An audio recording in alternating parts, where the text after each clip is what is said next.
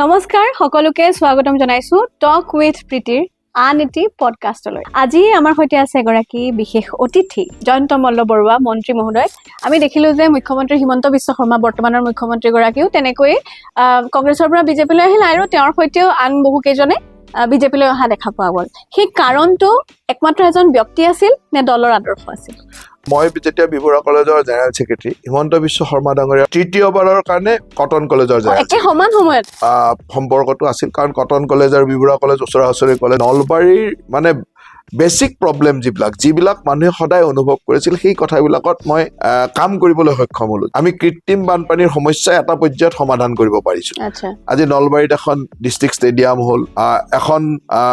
Sports complex এটা টাউনৰ মাজত আমি কৰি আছো। আপোনাক এটা প্ৰশ্ন কৰিছিলে এগৰাকী সাংবাদিকে, তাৰপিছত আপুনি আপোনাৰ মালিকক সুধিব আপোনাৰ মালিকে কিমান পইচা লৈছে, তেনেকুৱা কিছুমান কথা ক'লে। তাৰপিছত সাংবাদিকৰ মাজতো এটা খুব হৈছিল, সকলোৱে ক'লা বেজ পিন্ধি তাৰ বিৰোধিতা কৰিছিলে, ময়ো কৰিছিলো। আপুনি মনাব পৰা নাই মোক এইটো কথা, মই নামানিম এইটো কথা, মই প্ৰশ্ন সুধিয়ে থাকিম এইটো। গতিকে মই আজিলৈকে মোক লৈ যিমান বিতৰ্ক হৈছে, সেই গোটেইকেইটা বিতৰ্কত কোনো এটা বিতৰ্ক মই কৰা নাই। আমাৰ এতিয়া কমেণ্ট বক্সতো কিছুমানে আপোনাৰ দেখা পোৱাৰ লগে লগে কমেণ্ট কৰিবলৈ লাগি যায় যে গৰু চুৰ শব্দটো কোৱাৰ লগে লগে মানুহে অকমান মনত আঘাত পায়। মই আপোনাক এটা কথা কওঁ যে প্ৰচণ্ড জয় বুলি যিটো কয়, ভাৰতীয় জনতা পাৰ্টি আৰু NDA প্ৰচণ্ড বিজয় হ'ব। জল জীৱন মিছনৰ কাম আৰম্ভ কৰিছিল, সেই সময়ত অসমত মাত্ৰ 1.5% মানুহে পানী পাইছিলে, 1 লাখ মানুহ টেপ যোগে পানী পাইছিল। গতিকে 1.5% মানুহৰ পৰা 82% it's a big jump. Zubeen Garg ডাঙৰীয়াৰ লগত মোৰ সম্পৰ্ক এইটোৱে যে নমস্কাৰ সকলোকে স্বাগতম জনাইছো টক উইথ প্ৰীতিৰ আন এটি পডকাষ্টলৈ। আজি আমাৰ সৈতে আছে এগৰাকী বিশেষ অতিথি। যিহেতু আমি বিভিন্ন সময়ত বিভিন্ন ইছ্যুৰ কথা পাতো, আমাৰ অসমৰ বিভিন্ন ধৰণৰ সমস্যা, বিভিন্ন ধৰণৰ সমস্যাৰ সমাধানৰ কথা পাতো, গতিকে সেই সকলোবোৰ কথাৰ লগতে ব্যক্তিগৰাকীক ওচৰৰ পৰা জানিবলৈও আমি আমাৰ মাজলৈ আজি আমন্ত্ৰণ জনাইছো জয়ন্ত মল্ল বৰুৱা মন্ত্ৰী মহোদয়। গতিকে প্ৰথমতে স্বাগতম জনাইছো টক উইথ প্ৰীতিলৈ। একেবাৰে আৰম্ভণিতে আপোনাক এটা কথা সুধিব বিচাৰিছো যে মই আপোনাক প্ৰায়ে বাইটৰ সংক্ৰান্তত লগ পাওঁ, বাইট ল'বলৈ লগ পাওঁ, তেতিয়া যিটো আমাৰ সাধাৰণতে ধাৰণা হয় যে জয়ন্ত মল্ল বৰুৱাই খুব কমকৈ কথা পাতে, এতিয়া কিবা এটা ফটককে কিবা এটা কৈয়ে দিব নেকি, উত্তৰটো নিদিব নেকি, তেনেকুৱা নিচিনাকে আমাৰ এটা ধাৰণা হয়, কাৰণ কম কথা পতা যেন লাগে। আপুনি এনেই সাধাৰণতে কথা পাতেনে এনেকে বেছিকে, মানে কথোপকথন হিচাপে, ভাষণ হিচাপে নহয়? যদি মোক সদায় লগ পোৱা মানুহবিলাকক সোধা যায়, মই ভাবো যে মই হিচাপতকৈ অলপ বেছি কথা পাতো। সাধাৰণতে খুব বেছি পলিটিচিয়ানে মোৰ দৰে কথা পতা পলিটিচিয়ান খুব কম আছে। আৰু মোক লগ নোপোৱা মানুহৰ এটা ধাৰণা থাকে যে মই বৰ অহংকাৰী নেকি, মই অলপ কথাটো মানে ঠিককে মানে মই গুৰুত্ব নিদিওঁ নেকি, তেনেকে লগ নোপোৱা মানুহে ভাবে। কিন্তু মোক বহুত মানুহে পিছত যেতিয়া লগ পায়, মোৰ লগত বহে, তেতিয়া কয় দাদা আপোনাৰ ওপৰত মোৰ ধাৰণাটোৱে বেলেগ আছিলে। গতিকে সেইটো কিয় নাজানো, মেবি মোৰ কথা বতৰা কোৱাৰ ধৰণ হ'ব পাৰে, বা কিবা কাৰণত মোৰ চেহেৰাটো এনেকুৱা হ'ব পাৰে যাৰ কাৰণে মানুহে হয়তো অহংকাৰী বুলি ভাবে। কিন্তু যোনে মোক লগ পায়, যোনে মোৰ লগত কথা বতৰা পাতে বা মোৰ লগত ঘনিষ্ঠভাৱে থাকে, তেওঁলোকে পিছত কয় যে আচলতে আপোনাক আমি কেনেকে ভাবা নাছিলো, তেনেকে আপুনি খুব খোলা। আৰু মই সঁচাকে যাৰ লগত পাতো খোলা মনেৰে কথা পাতো। আজি তেনেহলে শেষলৈ মোৰো ধাৰণাটো সম্পূৰ্ণৰূপে সলনি হ'ব বুলি আমি আশা কৰিছো। গতিকে সেইখিনিতে এটা কথা মই সুধিব বিচাৰিছো, যিটো আমি আৰম্ভণি কৰিছো। আমি জানো যে আপোনাৰ এটা দীঘলীয়া ৰাজনৈতিক কেৰিয়াৰ, আপুনি প্ৰথমতে NSUIত আছিল, তাৰপিছত মই NSUI কৰা নাই, কিন্তু মই ছাত্ৰ ৰাজনীতিৰ পৰা আহিছে। মই ৰাজনীতিক জীৱন বুলি ক'লে ধৰক স্কুলৰ পৰাই কিবা নহয় কিবা ষ্টুডেণ্ট অৰ্গেনাইজেশ্যনৰ লগত আছোৱেই, কিন্তু মোৰ এক্টিভ পলিটিক্স আৰম্ভ হৈছে বিবৰুৱা কলেজৰ জেনেৰেল ছেক্ৰেটাৰী হিচাপে। মই যেতিয়া বিবৰুৱা কলেজত পঢ়িব আহিলো, তেতিয়া তাৰ পৰা মই সাধাৰণ সম্পাদক হলো, আৰু সাধাৰণ সম্পাদক হোৱাৰ দিনৰ পৰাই মোটামুটিকৈ এটা সক্ৰিয় ৰাজনীতিৰ অৱস্থালৈ আহিলো। আৰু সেই সময়ত বিবৰুৱা কলেজৰ সাধাৰণ সম্পাদক হিচাপে সেই সময়ৰ মুখ্যমন্ত্ৰী হিতেশ্বৰ শইকীয়াদেৱক ঘনিষ্ঠভাৱে লগ পাওঁ, আৰু হিতেশ্বৰ শইকীয়াদেৱক লগ পোৱাৰ পিছতে তেখেতৰ সান্নিধ্যতে কংগ্ৰেছ দললৈ আহো। আৰু তেনেকেই কংগ্ৰেছ দলৰ ছাত্ৰ ৰাজনীতিৰ পৰা যুৱ কংগ্ৰেছৰ ৰাজনীতি আৰম্ভ হয়, আৰু যুৱ কংগ্ৰেছৰ ৰাজনীতিৰ পৰা লাহে লাহে আগবাঢ়ি আহি বিধায়ক হওঁ 11 চনত, আৰু তেনেকে এটা ৰাজনৈতিক কেৰিয়াৰ আৰম্ভ হয়। গতিকে ক'ব গ'লে ছাত্ৰ জীৱনৰ পৰা ছাত্ৰ ৰাজনীতিৰ পৰা মোৰ ৰাজনৈতিক কেৰিয়াৰ আৰম্ভ। তাৰপিছত যেতিয়া আপুনি কংগ্ৰেছৰ পৰা বিজেপিলৈ আহিল, আমি দেখিলো যে মুখ্যমন্ত্ৰী হিমন্ত বিশ্ব শৰ্মা বৰ্তমানৰ মুখ্যমন্ত্ৰীগৰাকীও তেনেকৈ কংগ্ৰেছৰ পৰা বিজেপিলৈ আহিল আৰু তেওঁৰ সৈতেও আন বহুকেইজনে বিজেপিলৈ অহা দেখা পোৱা গ'ল। সেই কাৰণটো একমাত্ৰ এজন ব্যক্তি আছিল নে দলৰ আদৰ্শ আছিল? প্ৰথম কথাটো হ'ল যে মই যেতিয়াৰ পৰাই সক্ৰিয় ৰাজনীতিত আছিলো তেতিয়াৰ পৰাই হিমন্ত বিশ্ব শৰ্মা ডাঙৰীয়াৰ লগত মোৰ এটা ব্যক্তিগত সম্পৰ্ক এই কাৰণে আছিল যে মই যেতিয়া বিবৰুৱা কলেজৰ জেনেৰেল ছেক্ৰেটাৰী তেতিয়া তেওঁ তৃতীয়বাৰৰ কাৰণে কটন কলেজৰ জেনেৰেল সমান সময়তে তৃতীয়বাৰৰ কাৰণে তেওঁ থাৰ্ড টাইম জেনেৰেল ছেক্ৰেটাৰী হৈছে। তাৰ মানে বৰ্তমান মন্ত্ৰীসভাত থকা মুখ্যমন্ত্ৰী আৰু এগৰাকী খুব গুৰুত্বপূৰ্ণ দুটাকৈ বিভাগৰ দায়িত্বত থকা এজন মন্ত্ৰীও সেই সময়ত মই সেই সময়ত বিবৰুৱা কলেজৰ জেনেৰেল ছেক্ৰেটাৰী, তেওঁ তেতিয়া তৃতীয়বাৰৰ জেনেৰেল ছেক্ৰেটাৰী। গতিকে তেতিয়াৰ পৰাই তেখেতৰ লগত সম্পৰ্কটো আছিল, কাৰণ কটন কলেজ আৰু বিবৰুৱা কলেজ ওচৰা ওচৰি কলেজ আৰু তেতিয়া হিতেশ্বৰ শইকীয়াদেৱৰ ওচৰলৈকেও প্ৰায় যোৱা অহা তেনেকুৱা ধৰণৰ পৰা এটা সম্পৰ্ক আৰম্ভ হৈছিল। আৰু তাৰপিছত মই যেতিয়া যুৱ কংগ্ৰেছৰ ৰাজনীতি আৰম্ভ কৰিলো আৰু তাৰপিছতে হিমন্ত বিশ্ব শৰ্মা ডাঙৰীয়া 2001 চনত বিধায়ক হ'ল, তাৰপিছত মন্ত্ৰী হ'ল। লাহে লাহে যেতিয়া একেটা দলত থকা যায় ঘনিষ্ঠতাটো লাহে লাহে বাঢ়ি গৈ থাকে আৰু একেটা আদৰ্শৰ ছাত্ৰ ৰাজনীতিৰ পৰা অহা মানুহ, গতিকে তেখেতেও যথেষ্ট আমাক গাইডেন্স দিয়া, মৰম কৰা এই ধৰণৰ ব্যৱস্থা এটা আছিল আৰু তেনেকেই ৰাজনৈতিক কেৰিয়াৰটো আৰম্ভ হ'ল। এটা কথা ঠিক যে 2011 চনত যেতিয়া মই বিধায়ক হলো তেতিয়া তেখেত এজন সুদক্ষ মন্ত্ৰী সেই মন্ত্ৰীসভাৰ, আৰু আমি নতুনকৈ বিধায়ক হৈ আহিছো, গতিকে তেখেতৰ অভিজ্ঞতা বা তেখেতৰ পৰামৰ্শবিলাক আমি লৈ থাকো আৰু তেখেতৰ লগত থকা এই সুদীৰ্ঘ ৰাজনৈতিক জীৱনত মই এটা কথা অনুভৱ কৰো যে অত্যন্ত দক্ষ আৰু বিচক্ষণ ৰাজনীতিবিদ, তেখেতৰ পৰা শিকিবলগীয়া বহুত আছে আৰু আমি তেখেতৰ পৰা বহুত কথা শিকিলো। আৰু তেনেকে ঘনিষ্ঠতা অকল এনেকুৱা নহয় যে ৰাজনৈতিক ঘনিষ্ঠতাৰ উপৰিও এটা ব্যক্তিগত সম্পৰ্ক, পৰিয়ালৰ সম্পৰ্কৰ দৰে হৈ গ'ল, নিজৰ জ্যেষ্ঠ ভাতৃৰ দৰে। আনকি পৰিয়ালৰ কথাবিলাকো আমি শ্বেয়াৰ কৰো, তেনেকে মৰমেৰে তেখেতে আমাক গাইডেন্স দিয়ে। গতিকে তেখেতৰ লগত এটা আত্মীয়তা থাকিলে। তাৰ লগে লগে আমি যেতিয়াই কংগ্ৰেছ দল কৰিছিলো তেতিয়া কংগ্ৰেছ দলৰ কৰিবলৈ কিয় আহিছিলো, আমিতো ছাত্ৰ ৰাজনীতিৰ পৰা অহা মানুহ আৰু আমি ক'ব গ'লে আমি একোখন কলেজৰ জেনেৰেল ছেক্ৰেটাৰী বা তেনেকুৱা ধৰণৰ নেতৃত্ব লৈ আহিছো আৰু পঢ়া শুনাৰ কেৰিয়াৰো ইমান বেয়া নাছিল যে বেলেগ এটা প্ৰফেশ্যনত যাব নোৱাৰা নহয়, বেলেগ এটা প্ৰফেশ্যনতো যাব পাৰিলোহেঁতেন। কিন্তু আমাৰ লক্ষ্যটো আছিল যে আমি ৰাজনীতি কৰিম আৰু সেই ৰাজনীতিৰ লক্ষ্যৰে যেতিয়া আগবাঢ়িলো তেতিয়া আমি এটা হেঁপাহ আছিল যে অসমখনৰ কাৰণে কিবা এটা কৰিম, জাতিটোৰ কাৰণে কিবা এটা কৰিম। কংগ্ৰেছৰ ৰাজনীতিত যেতিয়া সোমাই পৰিলো তেতিয়া দেখিলো যে ইয়াত জাতি বা ৰাষ্ট্ৰ বা ৰাজ্যখনৰ স্বাৰ্থতকৈ কেতিয়াবা কেতিয়াবা কাৰোবাৰ পৰিয়ালৰ স্বাৰ্থ, কিছুমান ভোটাৰৰ সুৰক্ষা কৰাৰ স্বাৰ্থ, এই ধৰণৰ কথাবিলাক বেছিকৈ গুৰুত্ব পায়, যিটো আমাৰ কাৰণে অলপ কষ্টকৰ। ধৰক এনেকুৱা হয় যে ইয়াত গান্ধী পৰিয়ালটোৱে সৰ্বে সৰ্বা, তাত আৰু দ্বিতীয় বিকল্প আহিব নোৱাৰে, এনেকুৱা ধৰণৰ কথা। আৰু এটা সময় এনেকুৱা আহিল যে আমি অসমত নিশ্চয়কৈ এটা পৰিৱৰ্তন বিচাৰিছিলো। সেই সময়ত হিমন্ত বিশ্ব শৰ্মা ডাঙৰীয়াৰ নেতৃত্বত আমি বিচাৰিছিলো আৰু এনেকুৱা ধৰণে বিচৰা হৈছিল যে গণতান্ত্ৰিকভাৱে আটাইতকৈ বেছি সংখ্যক বিধায়ক তেওঁৰ লগত আছিলে, কিন্তু একমাত্ৰ হয়তো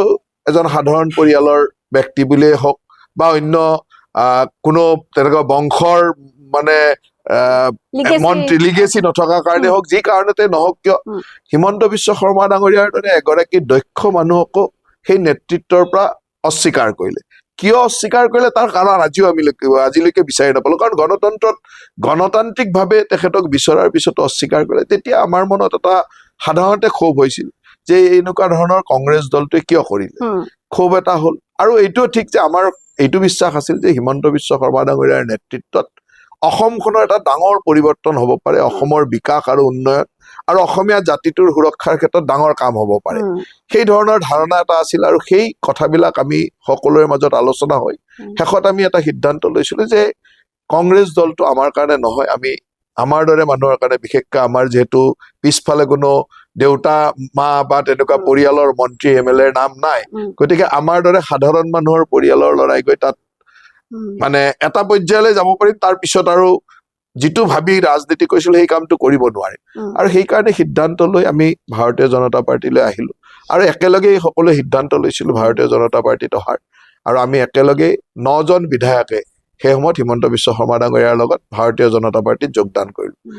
আৰু এই সিদ্ধান্তটোৱে অতি সঠিক সিদ্ধান্ত আছিল যাৰ কাৰণে আজি ৰাষ্ট্ৰৰ কাৰণে দেশৰ কাৰণে বা আমাৰ জাতিটোৰ কাৰণে উন্নয়নৰ কাৰণে সকলো কাম কৰাৰ এটা সুবিধা পাইছো আৰু এটা আমাৰ দৰে পৰিয়ালবিলাকৰ পৰা অহা ল'ৰা মানুহৰ কাৰণে এই প্লেটফৰ্মখন আটাইতকৈ বেষ্ট প্লেটফৰ্ম কাৰণ ৰাষ্ট্ৰৰ প্ৰতি সমৰ্পিত হৈ কাম কৰিব পাৰি তাৰোপৰি আমি যিবিলাক কাম ভাবো আমাৰ পৰিয়ালবিলাকে আমাৰ আমাৰ মধ্যবিত্ত পৰিয়ালবিলাকৰ যিবিলাক সমস্যা এই ধৰণৰ কথাবিলাক ইয়াত চিন্তা কৰিব পাৰি আলোচনা কৰিব পাৰি আমাৰ দৰে মানুহৰ কথা এই নেতৃত্বই শুনে গতিকে এই কথাবিলাক ইয়ালৈ আহি এই কথাটো আনন্দ অনুভৱ কৰি যে এটা সঠিক সিদ্ধান্ত 2015 চনত আমি লৈছিলো আৰু তাৰ লগতে এটা কথা মই যেতিয়া ছাত্ৰী হিচাপে আছিলো সাংবাদিকতাৰ তেতিয়াও আপোনাক পাইছো তেতিয়া আমি টক শ্ব'ত পাৰ্টিচিপেট কৰিবলৈ যাওঁ তেতিয়া আপুনি আহে তাত কথা ক'বলৈ এজ এ পেনেলিষ্ট আমি আপোনাক লগ পাইছো তেতিয়া মোৰ মনলৈ অহা কথাটো আছিলে যে মানুহজন দেখোন হিমন্ত বিশ্ব শৰ্মাৰ নিচিনা একেই দেখাত তেতিয়া আপোনাক সেই কথাটো প্ৰথমতেতো আৰু বহুতে কৈছিল চাগে যে দেখাতো আপোনাক কিছু একেই লাগে বা ভাৱ ভংগী কথা কোৱাৰ আচৰণ তেওঁক ভাল পাই কাৰণে সেই বস্তুটো তেনেকৈ আগৰ পৰাই খুব আচলতে কি হয় যেতিয়া মই এইটো কথা সকলোতে কওঁ যে আমি হিমন্ত বিশ্ব শৰ্মা ডাঙৰীয়াৰ পৰা বহু কথা শিকিছো যেতিয়া এজন নেতাৰ প্ৰভাৱত আপুনি থাকিব তেখেতৰ পৰা বহু কথা শিকা যায় আৰু হয়তো গম নোপোৱাকৈ তেওঁৰ কিছুমান কথা আমি অনুসৰণ কৰি থকা যায় যিটো আপুনি অনুভৱ কৰিছে মই হয়তো গম পোৱা নাই কিন্তু তেওঁক যেতিয়া ভাল পাওঁ তেওঁৰ কথাবিলাক ভাল লাগে গতিকে তেওঁক অনুসৰণ কৰি থকা যায় আৰু সেইকাৰণে হয়তো আপুনি কৰবাত একে যেন দেখে আমি ঘূৰি আহিছো আকৌ নলবাৰীলে আৰম্ভণিলে ঘূৰি আহিছো নলবাৰীত মই কালি কেইজনমান ব্যক্তিৰ সৈতে কথা পাতিছিলো আৰু স্বাভাৱিকতে যেতিয়া আমি এজন মানুহৰ সাক্ষাৎকাৰ ল'ব বিচাৰো তেতিয়া আমি সেই মানুহজনৰনো তাত কি কৰিছে সেইখিনি জনাৰ উপৰিও কি নাই কৰা সেইখিনি কথাও জানিব বিচাৰো কিন্তু খুব আশ্চৰ্যজনকভাৱে মই ভাবো যে সকলো কাম হোৱাৰ পিছতো কিবা এটা থাকি যায় কিন্তু নলবাৰীৰ মানুহে আপোনাক 10ৰ ভিতৰত 10 দিব বিচাৰে সেইটো মই বিভিন্নজনৰ সৈতে কথা পাতিবলৈ চেষ্টা কৰিলো কিন্তু আপুনি কাম কৰিছে সেই কথাটো সকলোৱে দেখিছে আমি ডিসি অফিসৰ পৰা আৰম্ভ কৰি জুবিন গাৰ্গৰ মায়াবিনী পাৰ্কৰ পৰা আৰম্ভ কৰি বহুত কাম দেখিছো কিন্তু এনেকুৱা কেনেকে হৈছে যে একগৰাকী বিৰোধীৰো এটা ইস্যু নাই তাত হিমানখিনি কাম আপুনি নিজক কিমান নম্বৰ দিয়ে প্ৰথম কথাটো হ'ল যে নলবাৰী এনেকুৱা এখন ঠাই যিখন ঠাই বহু বছৰৰ পৰা বহু অভাৱৰ মাজেৰে আছিলে আৰু ক'ব গ'লে মই 2011 চনতো বিধায়ক হৈছিলো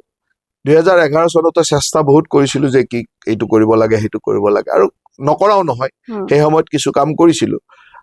কিন্তু মানুহৰ এক্সপেক্টেশন অনুযায়ী বা মোৰ মন পছন্দ অনুযায়ী মই সেই সময়ত 11 চনৰ পৰা 15 চন বা 16 চনলৈকে মই তেনেকে কাম কৰিব পৰা নাছিলো কিন্তু 2021 চনত যেতিয়া দ্বিতীয়বাৰৰ কাৰণে মই বিধায়ক হলো হিমন্ত বিশ্ব শৰ্মা ডাঙৰীয়া মুখ্যমন্ত্ৰী হল আৰু মই তেখেতৰ লগত থাকি নলবাৰীৰ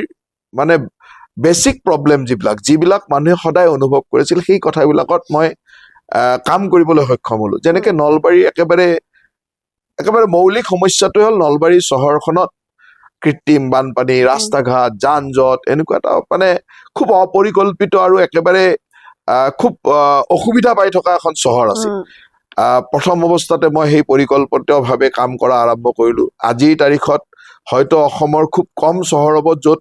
আমি কৃত্ৰিম বানপানীৰ সমস্যা এটা পৰ্যায়ত সমাধান কৰিব পাৰিছো সেই ধৰণৰ কথাখিনি ৰাইজে দেখিলে ৰাস্তা ঘাট নলবাৰীৰ ৰাস্তা ঘাট যথেষ্ট ঠেক আছিল সেই ৰাস্তা ঘাট বিলাক বহল কৰোতে মোৰো মানে মনত এনেকুৱা আছিল যে মই ৰাস্তা ঘাট কেনেকে বহল কৰিম ৰাইজে মোক সহায় কৰিব নে নাই বিভিন্ন জনৰ হয়তো কাৰোবাৰ বাৰেণ্ডালৈকে ভঙা যাব কাৰোবাৰ ৰাস্তালৈকে ভঙা যাব কাৰোবাৰ ঘৰৰ অকমান ভঙা যাব কিন্তু নলবাৰীৰ ৰাইজে মোক ইমান সহায় কৰিলে যে মই আজি নলবাৰীৰ ৰাস্তা ঘাট বহল কৰা ৰাস্তা ঘাটত পুনৰ নিৰ্মাণ কৰা ড্ৰেইনেজ বিলাক বনোৱা এই কামবিলাক খুব ধুনীয়াকৈ কৰিব পাৰিলো নলবাৰীত ক্ৰীড়াৰ এটা খুব ভাল পৰিৱেশ আছিল কিন্তু ক্ৰীড়াৰ আন্তঃগাঁথনিৰ অত্যন্ত অভাৱ আছিল আজি নলবাৰীত এখন ডিষ্ট্ৰিক্ট ষ্টেডিয়াম হ'ল এখন স্পৰ্টছ কমপ্লেক্স এটা টাউনৰ মাজত আমি কৰি আছো তাৰ লগে লগে আনুষংগিকভাৱে ওচৰে পাজৰে কিছুমান ক্ৰীড়াৰ প্ৰকল্প আমি কৰি ললো গতিকে ক্ৰীড়াৰ ক্ষেত্ৰতো মানুহে দেখিলে নলবাৰীত এটা সাধাৰণ অডিটৰিয়াম এটাৰে অভাৱ আছিলে তাৰপিছত এটা নাট্য মন্দিৰে একমাত্ৰ অডিটৰিয়াম আছিল তাৰ লগত জিলা পুথিভঁৰালৰ সংযোজন হ'ল উম। এতিয়া এটা 1000 মানুহ বহিব পৰা অডিটৰিয়ামৰ কাম চলি আছে গতিকে এটা ক্ষেত্ৰত মই পৰিকল্পিতভাৱে কামখিনি কৰাৰ সুবিধা পাইছো আৰু মোৰ প্ৰথম দিনাখনৰ পৰা যিদিনাখন 2011 চনত মই বিধায়ক হৈছিলো মই সকলোকে সেই সময়ৰ ইণ্টাৰভিউ যদিও চাই মই সদায় এটা কথা কৈছিলো যে নলবাৰী এনেকুৱা এখন চহৰ বা এনেকুৱা এটা অঞ্চল য'ত প্ৰকৃতিয়ে একো মানে সম্পদ দিয়া নাই কাৰণ নলবাৰী এনেকুৱা এখন চহৰ য'ত কয়লা নাই চাহপাত নাই বা তেনেকুৱা কোনো ধৰণৰ প্ৰাকৃতিক সম্পদ নাই আনকি পাগলাদিয়া বা নোনা ইত্যাদি 2-4টা যি নদী আছে এই নদীবিলাকৰ একোটা আপদে সম্পদ নহয় এনেকুৱা এটা সমস্যাৰ মাজেৰে নলবাৰীৰ মানুহে জীৱন অতিবাহিত কৰিছিল এনেকুৱা সম্পদবিহীন ঠাইখনতো ভগৱানে এটা ডাঙৰ সম্পদ দিছিল সেইটো হ'ল মানৱ সম্পদ সেই সময়ত এনেকুৱা দিনো গৈছে যে নলবাৰীত যেতিয়া অসমত 9খন বিশ্ববিদ্যালয় থাকে 9খন বিশ্ববিদ্যালয়ৰ 6খন বিশ্ববিদ্যালয়ৰ উপাচাৰ্য নলবাৰীয়া সন্তান হয় এনেকুৱা ধৰণৰ অত্যন্ত সুদক্ষ মানৱ সম্পদ আমাৰ অঞ্চলটোৱে জন্ম দিছে গতিকে এই মানৱ সম্পদৰ ব্যৱহাৰ বা মানৱ সম্পদক সঠিকভাৱে আগবঢ়াই নিয়াটো মোৰ ৰাজনৈতিক জীৱনৰ বা মোৰ বিধায়ক হিচাপে মোৰ জনপ্ৰতিনিধি হিচাপে মোৰ আটাইতকৈ ডাঙৰ লক্ষ্য আছিল সেই লক্ষ্য আগত ৰাখি 2011 চনত মই বিধায়ক হোৱাৰ পিছত ইউনিভাৰ্চিটি বা কুমাৰ ভাস্কৰ বৰ্মা সংস্কৃত আৰু পুৰাতন বিশ্ববিদ্যালয় আৰম্ভ কৰিছিলো তেতিয়া মোক বহুত মানুহে কৈছিল কি সংস্কৃতৰ ইউনিভাৰ্চিটি কি হ'ব অমুক হ'ব কিন্তু সেইখন মোৰ কাৰণে এটা ডাঙৰ পৰিকল্পনা আছিল যে ইয়াত এখন বিশ্ববিদ্যালয় কৰিম বিশ্ববিদ্যালয় আৰম্ভ কৰিলো তাৰপিছত মই মোৰ নিজৰ গাঁওখনত মই য'ত মোৰ পিতৃগতভাৱে পৰিয়ালগতভাৱে মোৰ যিখন গাঁও চান্দকুছি গাঁৱত তাত এখন মই পলিটেকনিক কলেজ আৰম্ভ কৰিছিলো সেই পলিটেকনিক কলেজখনো আজি এক জাতিষ্কাৰ হৈ উঠিছে তাৰপিছত মই এখন মহিলা ওমেন ITI এখন আৰম্ভ কৰিছিলো গতিকে মই তেনেকে এডুকেশ্যন ইনষ্টিটিউটত মই যথেষ্ট গুৰুত্ব দিছিলো সেই সময়তে ইঞ্জিনিয়াৰিং কলেজ এখনো ঘোষণা হৈছিল পিছত ৰৈ গ'ল মহিলা ITI খনো মই আৰম্ভ কৰিলো কিন্তু সমাপ্ত হৈ নুঠিলে তাৰপিছত মই 5 বছৰ বিধায়ক নাই এইবাৰ বিধায়ক হোৱাৰ লগে লগে নলবাৰীত মেডিকেল কলেজখন আৰম্ভ কৰিব পাৰিলো খুব মেডিকেল কলেজখন আৰম্ভ কৰাৰ সময়ত যেতিয়া মই চিভিল হস্পিটেলখন স্থানান্তৰ কৰিব লগা হৈছিল তেতিয়া মোক মানুহে সমালোচনা কৰিছিল যে চিভিল হস্পিটেলখন বন্ধ কৰি দিলে অমুক হ'ল এনেকুৱা ধৰণৰ বিভিন্ন কথাৰ মাজেৰেও গৈ মই কিন্তু এটা লক্ষ্যতে আছো যে এই মেডিকেল কলেজখন কৰিব লাগিব আজি মেডিকেল কলেজখনে 3টা বৰ্ষ পাৰ কৰিলে 3টা মানে এডমিশ্যন হৈ গ'ল এতিয়া ইঞ্জিনিয়াৰিং কলেজখনো মই সম্পূৰ্ণ কৰি উঠালো তাৰ লগে লগে টাটাৰ ষ্টেট অফ ইনষ্টিটিউট দুখন নলবাৰী পলিটেকনিক আৰু নলবাৰী ITIত আমি আৰম্ভ কৰিলো ওমেন ITI খন এতিয়া সুন্দৰভাৱে আৰম্ভ হ'ল এখন স্কিল ইনষ্টিটিউট L&Tৰ লগত এখন স্কিল ইনষ্টিটিউট মোৰ সমষ্টিতে ধমধমাত ইতিমধ্যে কাম আৰম্ভ কৰিছো মই গোটেই লক্ষ্যটো ৰাখিছিলো যে কেনেকে মানৱ সম্পদৰ প্ৰকৃত ব্যৱহাৰ হ'ব পৰা তেনেকুৱা ধৰণৰ অনুষ্ঠান গঢ়ি উঠে আৰু এই অনুষ্ঠানবিলাক গঢ়ি উঠাৰ লগে লগে যিসকল মানুহে দূৰদৰ্শী মানুহ যিয়ে বুজি পায় যে ইয়াৰ পৰা আমাৰ ভৱিষ্যতত বহুত ডাঙৰ সম্ভাৱনাতা আছে সেই কথাবিলাকে সেইকাৰণে মানুহে হয়তো সেই কথাবিলাক আদৰি লৈছে নলবাৰী এনেকুৱা এখন অঞ্চল য'ত মই 11 চনত বিধায়ক হওঁতে কৰবাত 5 কোটি টকাও যি বিনিয়োগৰ কাৰণে কাৰোবাক নিমন্ত্ৰণ কৰো কোনো যাবলৈ আগ্ৰহ নকৰে কাৰণ সেই সময়ত বিভিন্ন ধৰণৰ আলফাই হওক বিভিন্ন ধৰণৰ সংগঠনে হওক এইবিলাকৰ এটা প্ৰভাৱ আছিলে গতিকে মানুহে তাত বিনিয়োগ কৰিবৰ কাৰণে ইণ্ডাষ্ট্ৰি কৰিবৰ কাৰণে সাহসে নকৰিছিল এই বছৰ এনেকুৱা এটা ঘটনা হ'ল যে 800 কোটি টকা ব্যয় কৰি পেপচিয়ে তাত এটা ফুড ইণ্ডাষ্ট্ৰি কৰিল গতিকে 800 কোটি টকাৰ এটা ডাঙৰ ইণ্ডাষ্ট্ৰি তাৰ লগে লগে এতিয়া আৰু 2-4টা ইণ্ডাষ্ট্ৰিৰ কথা আমি পাতি আছো গতিকে উদ্যোগীকৰণো তাত আৰম্ভ হ'ল শিক্ষাৰ হাব হিচাপে তাত কাম আৰম্ভ হ'ল এই গোটেই পৰিৱৰ্তনবিলাক দেখাৰ পিছত ৰাইজে এটা ধাৰণা কৰে যে হয় যিখিনি বস্তু ৰাইজে বিচাৰিছিল হয়তো 4.5টা বছৰৰ এই ছুটি কাৰ্যকালত মই কিমান কৰিব পাৰিছো সেইটো নহয় কিন্তু মানুহে ভাবে যে অন্তত এজন বিধায়কে 4.5 বছৰত ইয়াতকৈ বেছি কৰিব পাৰিব বুলি ৰাইজে নাভাবে সেইকাৰণে ৰাইজৰ আপুনি যিটো মানে কৈছে যে মোৰ সম্পৰ্কে বহুত নিগেটিভ কথা এইকাৰণে নকয় যে তেওঁলোকে ভাবে যে মোকে কয় যে এই 4.5 বছৰত আমি যিমান পাইছো সিমানটো কেতিয়াও আমি পোৱা নাছিলো গতিকে সেইকাৰণে হয়তো ৰাইজৰ সেই মৰমটো আছে আৰু এটা কথাও ঠিক যে মই তাৰ লগে লগে নলবাৰীৰ ইতিহাস সদায় জীয়াই ৰখাৰ চেষ্টা কৰিছো নলবাৰীয়া সন্তানবিলাকক যিবিলাক নলবাৰীয়া সন্তানে গৈ বিভিন্ন ক্ষেত্ৰত সুনাম কৰিছে সেইসকলৰ লগত এটা সম্পৰ্ক মই সদায় ৰাখি আছো আৰু তেওঁলোককো প্ৰতিষ্ঠিত কৰি ৰখাত নলবাৰীত জিলিকাই ৰখাত যি কৰিব লাগে সেইখিনি কাম কৰিছো নলবাৰীৰ চিনাকি বুলি ক'লে নলবাৰী হৰি মন্দিৰ আৰু নলবাৰী ৰাস এই দুটাকে মই এটা বেলেগ মাত্ৰা দিয়াৰ কাৰণে চেষ্টা কৰিছিলো যি দুটা কিমান দূৰ সফল হৈছে এইটো ৰাইজে বিচাৰ কৰিব কিন্তু নলবাৰী হৰি মন্দিৰ এতিয়া অসমৰ ধৰ্মীয় পৰ্যটনৰ এক আকৰ্ষণ অৱস্থালৈ নিব পৰা হৈছে নলবাৰীৰ ৰাসে এটা অত্যন্ত আকৰ্ষণীয় পৰ্যটন ক্ষেত্ৰলৈকে পৰ্যটন ব্যৱস্থালৈ আহিছে গতিকে এই কথাবিলাকৰ কাৰণে হয়তো ৰাইজে মোৰ পৰা যিখিনি বিচাৰিছিল সেইখিনি পাইছে পোৱাৰ কাৰণে মোৰ প্ৰতি এটা মৰম হয়তো ৰাইজৰ আছে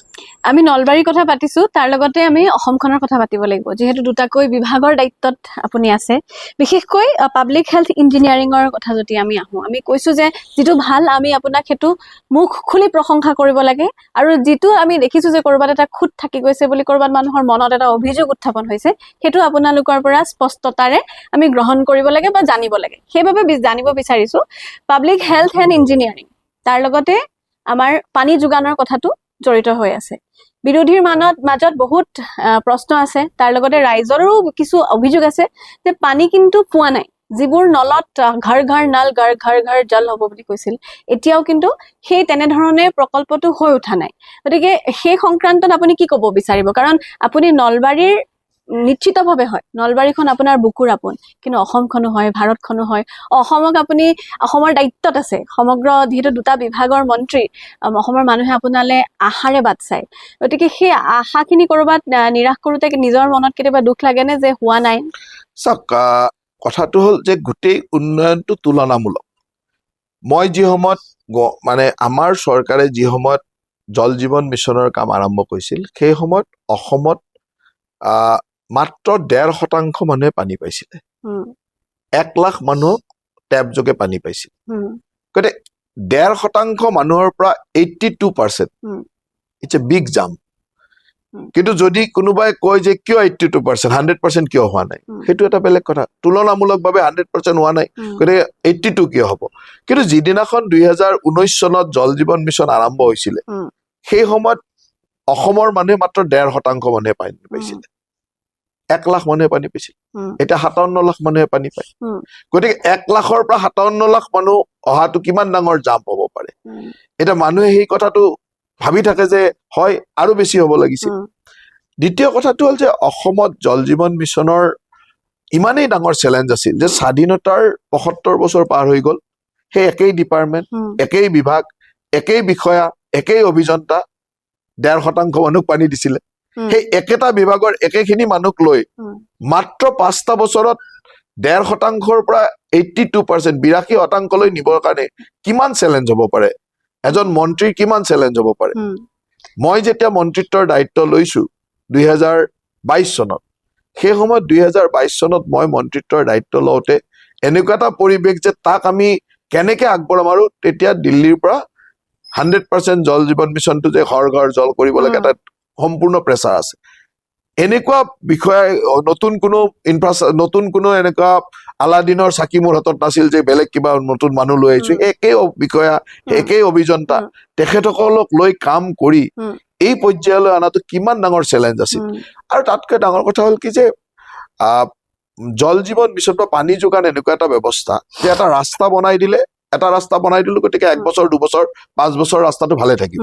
পানী যোগান এনেকুৱা বস্তু যে আজি মই পানী দি আছো ৰাতিপুৱা যদি মটৰটো বেয়া হ'ল ৰাতিপুৱা বন্ধ হৈ গ'ল ৰাতিপুৱা যদি ইলেক্ট্ৰিকৰ অকমান কিবা চাৰ্কিটটো নষ্ট হৈ গ'ল পানী যোগান বন্ধ হৈ গ'ল গতিকে প্ৰতিটো মুহূৰ্ততে মনিটৰ কৰি থাকিব লগা বস্তু সেইকাৰণে অন্য ডেভেলপমেণ্টৰ লগত পানী যোগানটো নিমিলে পানী যোগানটো সেইকাৰণে বেলেগ ধৰণে চাব লাগে এতিয়া অসমত কোনসকল মানুহে ইয়াক সমালোচনা কৰিছে যিসকল মানুহে এতিয়া অসমত সমালোচনা কৰিছে কংগ্ৰেছ দল এতিয়া কংগ্ৰেছ দলৰ যিগৰাকী নেতা তেওঁ নিজৰ সাংসদ পুঁজিটোৱে ব্যৱহাৰ কৰিব নোৱাৰে সাংসদ পুঁজিৰ 2 লাখ 5 লাখ টকা যদি ব্যৱহাৰ সৎভাৱে কৰিব নোৱাৰে তেওঁক মোক সমালোচনা কৰাৰ অধিকাৰ আছে নেকি মোক সমালোচনা কৰিব তেওঁৰ নৈতিক অধিকাৰ আছে নেকি এতিয়া চাওক কথাটো এইটো যে মই এই যে জল জীৱন মিছনৰ আঁচনিবিলাক কৰিছো এই আঁচনিবিলাক কৰোঁতে আমি কিমান চেলেঞ্জৰ মাজেৰে গৈ আজি এই পৰ্যায়লৈ আহিছো আৰু আমাক কোনে প্ৰশংসা কৰিছে যে IIT মাদ্ৰাজৰ এজেঞ্চিটো কিউব বুলি যিটো এজেঞ্চি তেওঁলোকে গোটেই ভাৰতবৰ্ষৰ ভিতৰত one of the best performing state বুলি আমাক কৈছে IIT মাদ্ৰাছে ৰিকগনিশ্যন দিছে এতিয়া আপুনি যদি চাই যে আমাৰ জলদূত বুলি যিটো প্ৰগ্ৰেম এই প্ৰগ্ৰেমটো আজি CBSE কোৰ্চত ইয়াক ইনক্লুড কৰা হৈছে CBSE স্কুলবিলাকত জলদূতক ইনক্লুড কৰা হৈছে আমি ইণ্টাৰনেশ্যনেল এৱাৰ্ড 2-3টা পাইছো টৰেণ্টলৈকে গৈ আমাৰ MD এৱাৰ্ড লৈছে গতিকে অসমৰ জল জীৱন মিছন হ'ল ভাৰতবৰ্ষৰ ভিতৰত এটা উন্নত আগশাৰীৰ মানে আটাইতকৈ বেষ্ট পাৰফৰ্মিং নহ'লেও আমি one of the best performing state মানে এতিয়া কথাটো হ'ল যে তাতে এতিয়া কথা এনেকুৱা হ'ল যে অসমৰ আলোচনাবিলাক কেনেকুৱা এতিয়া যদি আপুনি সুধে কেইদিনমান আগত এটা গভৰ্ণমেণ্ট অফ ইণ্ডিয়াৰ এটা ছাৰ্ভে হৈছিলে যে কোনে কিমান মানে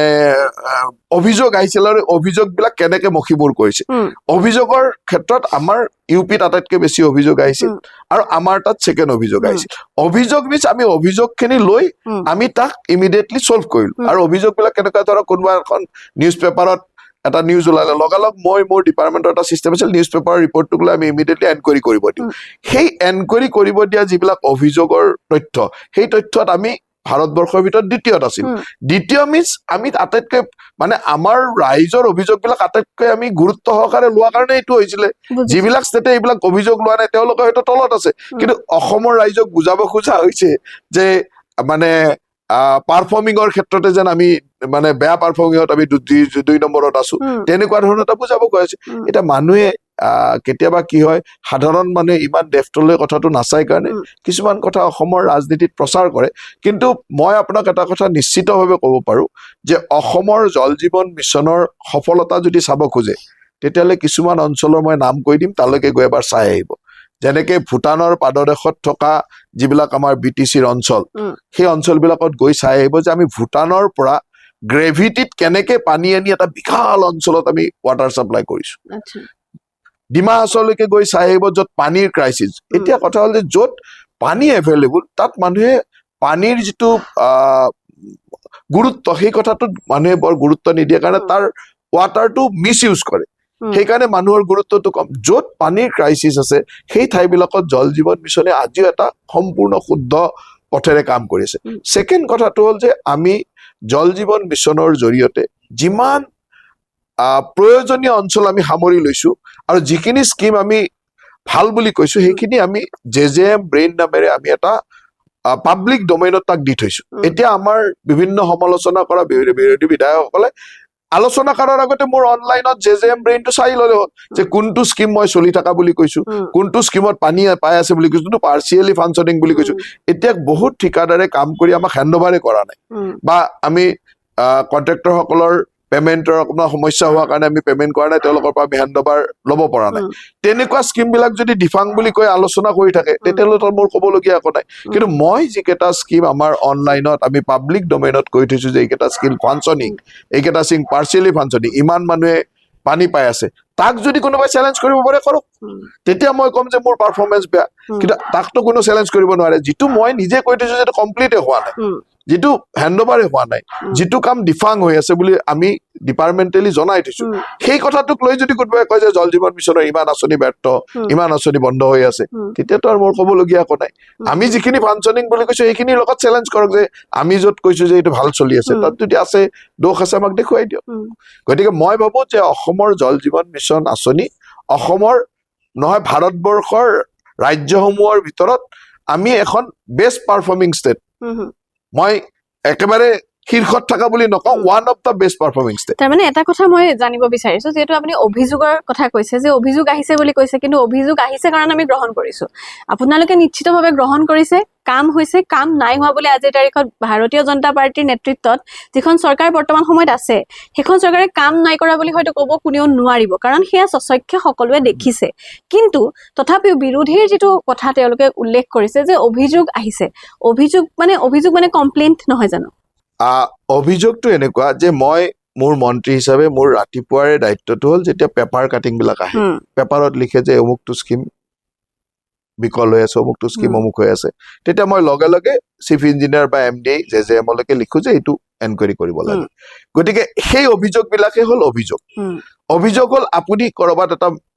মানে কোনোবা এজন মানুহে মোক মেইল কৰিছে সেই মেইলটোৰ ওপৰত মই গুৰুত্ব দিছো আৰু সেইকাৰণে আমাৰ তাত অভিযোগৰ সংখ্যাটো বেছি হৈছে অভিযোগটো মানে কথাটো হ'ল যে আমি আটাইতকৈ বেছি ৰাইজৰ অভিযোগটো গুৰুত্ব দিছো এতিয়া যিবিলাক ষ্টেটে বহুত ষ্টেট আছে যিবিলাকে কোনো অভিযোগ নোহোৱা বুলি দেখুৱাইছে তেখেতে অভিযোগ নোহোৱা দেখুৱাৰ লগে লগে মানুহে ভাবিছে যে তেওঁলোকৰ চব কাম ভাল চলি আছে আমাৰ কথা হ'ল কি যে পাব্লিকে কিবা এটা কৈছে সংবাদ মাধ্যমে কিবা এটা কৈছে গতিকে মই গুৰুত্ব দিব লাগে আৰু যেতিয়াই আটাইতকৈ ডাঙৰ কথা মই যিমানেই অভিযোগ এনেকে পাব্লিকৰ পৰা বা সংবাদ মাধ্যমৰ পৰা পাওঁ তেওঁলোকৰ শেষত গৈ কথাটো ওলাই যে এইটো কাম কমপ্লিট হোৱা নাই এই কামটো আগৰ পৰাই ডিফাং হৈ আছে এই কামটো আমি কৰাই নাই জেজেএমত তেনেকুৱা ধৰণৰ বিলাকে অভিযোগ আহি থাকে কিন্তু জেজেএমৰ পৰা যিবিলাক কাম আমি কৰিছো সেইবিলাকত অভিযোগ কমপ্লিট হোৱা কামবিলাকত অভিযোগে নাই সুন্দৰভাৱে পানী পায়ে আছে গতিকে মানুহৰ আৰু এটা ধাৰণা প্ৰথমৰ পৰা এটা মানুহৰ ধাৰণা আছিল কিয় যে স্বাধীনতাৰ ৭৫ বছৰত PHCত মানুহে স্কিম দেখিছিল পানী দেখা নাছিল একমাত্ৰ জেজেএম আৰম্ভ হোৱাৰ পৰাই অসমৰ মানুহে PHC স্কিমৰ জৰিয়তে পানী দেখিছে যিসকলে অভিযোগ কৰিছে তেওঁলোকে আজি বিৰোধী দলবিলাকে অভিযোগ কৰে তেওঁলোকে যেতিয়া চৰকাৰ চলাইছিল মানে চৰকাৰ চলাই আছিলে সেই সময়ত তেখেতসকলে PHC স্কিমে বনাইছিল পানী দিয়া নাছিল পানী দিয়াৰ উদাহৰণে নাছিল গতিকে তেওঁলোকে আমাকো ভাবি লৈছে যে তেওঁলোকৰ দৰে আমি স্কিম বনাইছো পানী দিব পৰা নাই তেওঁলোকৰ ধাৰণাটোৱে ভুল আছিল আচলতে প্ৰকৃতাৰ্থত সেইটো নহয় পানী পাইছে আৰু পানী পোৱা কথাটো ৰাইজে এতিয়া মই মোৰ জলমিত্ৰসকলে ৰাতিপুৱাই বাল্ক ফ্ল' মিটাৰত তেওঁলোকে পানীৰ হোৱাটছএপত তেওঁলোকে ৰিপৰ্টিং কৰিব লাগে এতিয়া মই আমাৰ ওচৰত ইমানলৈ তথ্য থাকে যে প্ৰতিটো দিনে কিমান হাজাৰ লিটাৰ পানী দিছে সিমানলৈকে আমাৰ ওচৰত তথ্য থাকে সিমানলৈকে আমি অনলাইনত আৰু এইটো কোনো এনেকুৱা নহয় জেজেএম ব্ৰেইনত আমি অনলাইনত পাব্লিক ডমেইনত এইবিলাক ৰাখি থৈ দিছো যিকোনো মানুহে আপুনি মন গ'লে জেজেএম ব্ৰেইন ওলাই চাওক তাতে চালে পাই যাব যে কিমানটা স্কিম চলি আছে কোনদিনা কিমান পানী দিছে ক'ত পানী দিছে গোটেই তথ্য আছে এটা সেইখিনি নচোৱাকে বহুত মানে সমালোচনা কৰি থাকে আৰবান ৱাটাৰ সাপ্লাইৰ ক্ষেত্ৰত এটা কথা সুধিব লাগিব যে বিভিন্ন স্থানত পাইপ ফুটাৰ ইনসিডেন্ট আমি দেখিছো গুৱাহাটীত বিভিন্ন সময়ত এনেকুৱা এটা অভাৱনীয় পৰিস্থিতিৰ সৃষ্টি হৈছে কৰবাত মানুহৰ প্ৰাণ পৰ্যন্ত গৈছে গতিকে সেই আমি দেখিছো যে আপুনি অন স্পট গৈছে আপুনি চাইছে কি হ'ব কি নহ'ব নিৰীক্ষণ কৰিছে সেয়া কি সলনি কৰিব লাগিব সেয়াও কৈছে কিন্তু এটো যদি হৈ থাকে আমি যিমান নিৰীক্ষণ কৰি থাকিলেও তাৰ পিছত আকৌ আন ঠাইত এটা পাইপ ফুটি থাকিব সেইটো এটা চলি থকা এটা সমস্যা গুৱাহাটীত যিখিনি এনেকুৱা ঘটনা ঘটিছে সেইখিনি 2009 চনৰ পৰা হৈছিলে আৰু তেতিয়া কাৰ চৰকাৰ আছিল আপোনালোকেও জানে 9 চনৰ পৰা যেতিয়া গুৱাহাটীত ৱাটাৰ সাপ্লাই স্কিমৰ কাম আৰম্ভ হৈছিলে সেই ৱাটাৰ সাপ্লাই স্কিমত ইমানেই বেছি লেহেমীয়া হ'ল আৰু এনেকুৱা কিছুমান ঘটনা হ'ল যিবিলাকৰ কনসালটেন্ট ইয়াৰ পৰা পলাই গ'ল কন্ট্ৰেক্টৰ ইয়াৰ পৰা ব্লেক লিষ্টেড হৈ যাব লগা হ'ল আৰু আমাক যেতিয়া জল বোৰ্ডক এই দায়িত্ববিলাক দিয়া হ'ল তেতিয়া আমাৰ ওচৰত না কিবা ডায়েগ্ৰাম আছিল না ক'ত কেনেকে কাম কৰিছিল তাৰ কিবা তথ্য আছিল আমি মাত্ৰ অনুমানৰ ওপৰত ভিত্তি কৰি কিছুমান কাম চলাই থাকিব লগা হৈছিল যাৰ কাৰণে আমি যেতিয়াই কৰবাত এনেকুৱা ধৰণৰ ৱাটাৰ ব্লাষ্ট বা পাইপ ফুটা দেখিবলৈ পাওঁ তাৰ তথ্যই আমাৰ ওচৰত নাই কোনে বনাই থৈ গৈছিল কেনেকে বনাই থৈ গৈছিল সব আগৰ প্ৰজেক্ট এইবিলাক আগতে বনাই থৈ গৈছিল আমি তাক মাত্ৰ যিমানখিনি পাইপ ফুটা ইনসিডেন্ট হৈছে সব 100% আগৰ আৰু তাত এতিয়া আমি কিছুমান অঞ্চলত আমি ৰবটিক সাৰ্ভে আৰম্ভ কৰিছো ৰবট দি ভিতৰলৈকে সাৰ্ভে কৰিছো যে ক'ত পাইপ বিলাক গণ্ডগোল আছে ক'ত ঠিক কৰিব লগা আছে এনেকুৱা কিছুমান সাৰ্ভে কৰি আমি এতিয়া ধৰা পেলাব লগা আছে কাৰ তথ্যবিলাক এতিয়া কিয় দি থৈ নগ'ল সেই সময়ত যিটো PMC আছিলে সেই সময়ত যি কন্ট্ৰেক্টৰ আছিলে আনকি অসম চৰকাৰৰ কোনো বিষয়া বা কোনো ইঞ্জিনিয়াৰ তাৰ লগত জড়িতই নাছিল যাক আমি লাইবল কৰিব পাৰো যাক আমি ধৰিব পাৰো যে আপোনালোকৰ তাত তথ্য কিয় নাথাকিব PMC আৰু কন্ট্ৰেক্টৰে এনেকে কাম কৰিছিল যে তাত আমাৰ ওচৰত তথ্যই নাছিল আৰু সেই সময়ত কি ভুল কৰিছিল সেই সময়ৰ কংগ্ৰেছ চৰকাৰক সুধিলে হ'ল কিয় এনেকুৱা কৰিছিল তেওঁলোকে এৰি থৈ যোৱা এটা বেয়া লিগেচিক আমি লৈ ইয়াক ঠিক কৰিব লগা হৈছে আৰু এতিয়া আমি যিখিনি কাম কৰিছো তাৰ সম্পূৰ্ণ ব্যৱস্থা আমি তাক ডেভেলপ কৰি গৈ আছো আৰু মই ভাবো যে এতিয়া আৰু তেনেকুৱা ধৰণৰ ঘটনা সংঘটিত হ'ব নালাগে কাৰণ যদি আগৰ পাইপ কিবা ফাটে মই নাজানো এতিয়া আমি নতুনকৈ কৰা সকলো ডাটা আমাৰ ওচৰত আছে তাৰ গোটেই আৰু তাক কোনোবা এটা ঘটনা ঘটিলে তাৰ কাৰণে ৰেছপন্সিবল কৰিবৰ কাৰণে আমাৰ কোনোবা নহয় কোনোবা বিষয়া আছে সেই বিষয়াজন ৰেছপন্সিবল হ'ব যোনে এই কামটো চাইছে কিন্তু সেই সময়ত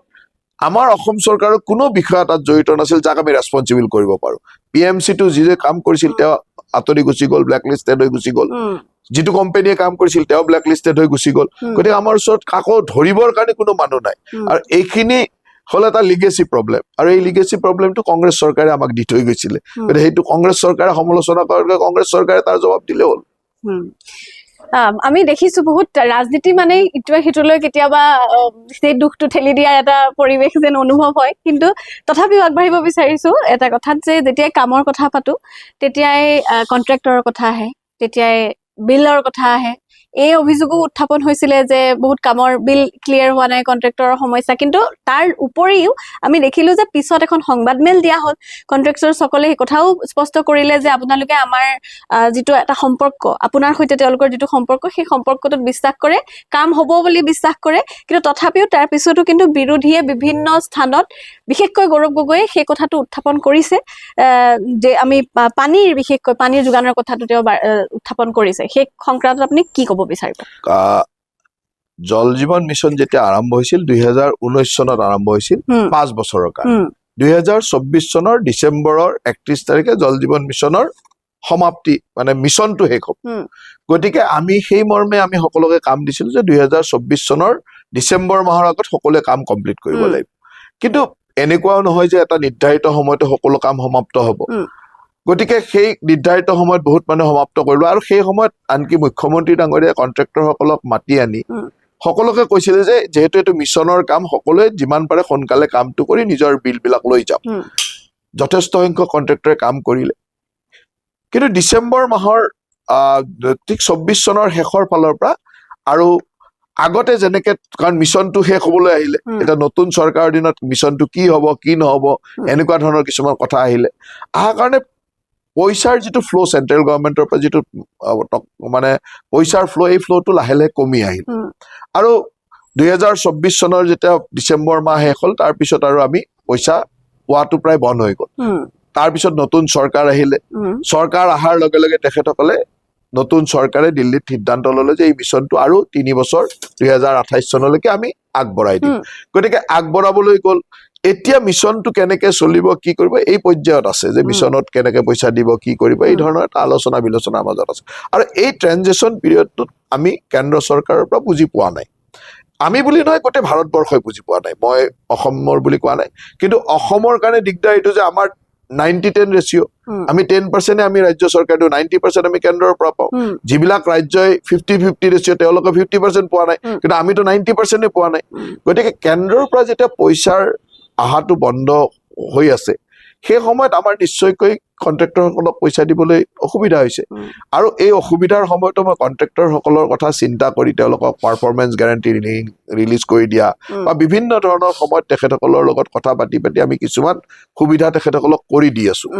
সেইকাৰণে কন্ট্ৰেক্টৰসকলে জানে যে কি প্ৰব্লেমত তেওঁলোকে পইচা পোৱা নাই। কিন্তু বিৰোধীয়ে এটা ইছ্যু কৰিব খোজে, ইছ্যুটো এনেকুৱা কৰিব খোজে যেন বেলেগ কিবা কাৰণত পইচাটো পোৱা নাই। পইচাটো হ'ল গোটেই ভাৰতবৰ্ষতে জল জীৱন মিছনত পইচাটো 2024 চনত মিছন শেষ হৈছিলে, তাৰ পিছৰ পৰা জল জীৱন মিছনৰ পইচাটো ফ্ল'টো বন্ধ হৈ গৈছে। গোটেই ভাৰতবৰ্ষৰ প্ৰত্যেক ৰাজ্যই পোৱা নাই, অকল অসমে নহয়। এতিয়া চাওক, ইয়াৰ কাৰণে বিভিন্ন সময়ত আলোচনা চলি আছে, মিটিং হৈ আছে। আমাৰ মুখ্যমন্ত্ৰী ডাঙৰীয়াই প্ৰধানমন্ত্ৰী ডাঙৰীয়াক এই সম্পৰ্কত লগ কৰিছে, ময়ো গৈ কেন্দ্ৰীয় মন্ত্ৰীক লগ কৰিছো। আৰু অহা মাহত কেন্দ্ৰীয় জল শক্তি মিনিষ্ট্ৰীয়ে সকলো ভাৰতবৰ্ষৰ সকলো মন্ত্ৰীবিলাকক মাতি এই জানুৱাৰী মাহত এখন মিটিঙো দিছে। গতিকে এটা প্ৰচেছ চলি আছে। আমি আশাবাদী যে এই নিশ্চয়কৈ কেন্দ্ৰ চৰকাৰে পুঁজি মোকলাই দিব, আৰু তেতিয়া আমি কন্ট্ৰেক্টৰসকলক দিব থকা তেওঁলোকৰ যিবিলাক ধন আমি দিব পাৰিম। কিন্তু তাৰ লগে লগে এইটো কথাও ঠিক যে আমাৰ মুখ্যমন্ত্ৰী ডাঙৰীয়াই ইমানলৈকেও চিন্তা কৰিছে, যদি কিবা কাৰণত এই স্কিমবিলাক এনেকে ৰৈ যাব লগা হয়, তেতিয়া আমি তাৰ বিকল্প কি কৰিম। তাৰ বিকল্পৰ কাৰণে আমাৰ চৰকাৰে এটা ব্যৱস্থা আমি আৰম্ভ কৰিছো। কিন্তু মোৰ বিশ্বাস আছে যে কেন্দ্ৰ চৰকাৰৰ পৰা নিশ্চয়কৈ, কাৰণ এইটো গোটেই ভাৰতবৰ্ষৰে সমস্যা, কেন্দ্ৰ চৰকাৰে নিশ্চয়কৈ ইয়াৰ এটা সঠিক সিদ্ধান্ত ল'ব।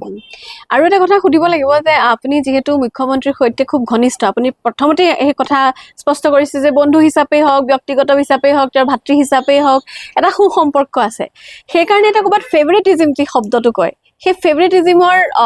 আপুনি সুবিধা লৈ কেৱল নলবাৰীয়ে বেছিকৈ সুবিধা পাইছে নেকি? ঠিক তেনেকুৱা নহয়, অসমৰ সকলো ঠাইতে কাম হৈছে। আজি যদি চাই অসমৰ সকলো ঠাইতে, আনকি আমাৰ মুখ্যমন্ত্ৰী ডাঙৰীয়াই যেতিয়া পুঁজিৰ আবণ্টন দিয়ে, ভাগ বতৰা কৰে, তেতিয়া আনকি আমাৰ বিধায়ক থকা সমষ্টিত যিমান পুঁজি দিয়ে, বিৰোধী বিধায়ক থকা সমষ্টিত সমানে পুঁজি দিয়ে। গতিকে পুঁজিৰ ক্ষেত্ৰত কেতিয়াও কম বেছি নহয়। কেৱল কথাটো হ'ল যে আজি নলবাৰীত আপুনি দেখি মই ধৰক নলবাৰীৰ কামখিনি অলপ চকুত লগাকে কৰা কাৰণটো এইটো যে বহুদিন ধৰি অভাৱ আছিল, যিখিনি বস্তু হয়তো কাৰোবাত অডিটৰিয়াম এটাৰ প্ৰয়োজন নাছিল, গতিকে তাত যোৱা নাই। মোৰ তাত অডিটৰিয়ামটোৰ প্ৰয়োজন আছিল, মোৰ তাত DC অফিচটোৰ প্ৰয়োজন আছিল, মোৰ তাত এখন ডিষ্ট্ৰিক্ট ষ্টেডিয়ামৰ প্ৰয়োজন আছিল। গতিকে এই কামবিলাক অন্যতকৈ আগতে হৈছে, ছেকেণ্ড ফেজত হয়তো কাৰোবাৰ বেলেগৰো হৈছে। গতিকে অসমত এনেকুৱা ধৰক সকলো অঞ্চলতে মানে উন্নয়ন হৈছে। উন্নয়নৰ ক্ষেত্ৰত আপুনি ক'ব নোৱাৰে যে অকল এটা সমষ্টিতে হৈছে বা দুটা সমষ্টিতে হৈছে, এনেকুৱা নহয়। অসম বিৰোধী লোক থকা সমষ্টিবিলাকতো সমানে উন্নয়ন হৈছে। উন্নয়নৰ পুঁজিৰ ক্ষেত্ৰত কতো হিন্দেৰি হোৱা নাই। বিশেষকৈ হিমন্ত বিশ্ব শৰ্মা ডাঙৰীয়াৰ নেতৃত্বততো বিৰোধী বিধায়কসকলকো যদি আপুনি সুধে, তেওঁলোকে ক'ব যে ৰুলিং পাৰ্টিৰ বিধায়কে যিমান পাইছে আমিও সিমান পাইছো। আমি সুধিব লাগিব তেওঁলোকক সেই কথাটো, তেতিয়া বেছি স্পষ্টকৈ জানিম। লগতে এটা কথা সুধিব লাগিব আৰু যে আপুনি যিহেতু আমি নলবাৰীৰ কথা পাতি আছো, আগন্তুক এতিয়া 26 ইলেকশ্যনে আছে, গতিকে 26ৰ যে নিৰ্বাচন, সেই নিৰ্বাচনত উজনি অসমৰ এটা যি ঢৌ আমি দেখা পাওঁ, এনেই লোকসভাত যিটো ঢৌ দেখা পোৱা গ'ল যে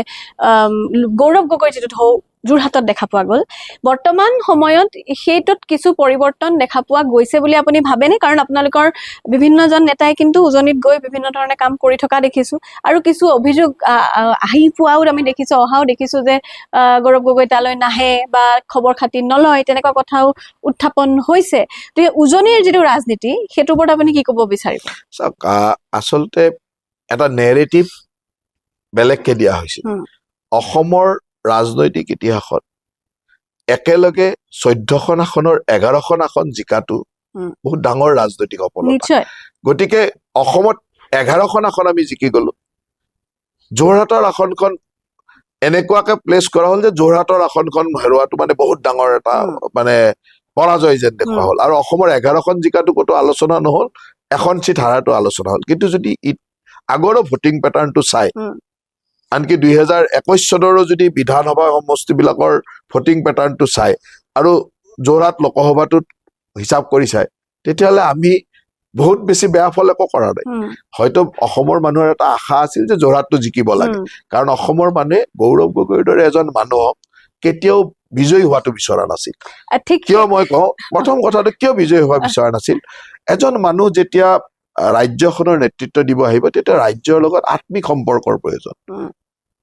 আত্মিক সম্পৰ্ক এইকাৰণে লাগে যে ৰাজ্যখনৰ লগত আত্মিক সম্পৰ্ক থাকিলে ৰাজ্যখনৰ প্ৰতি কাম কৰিব পাৰে।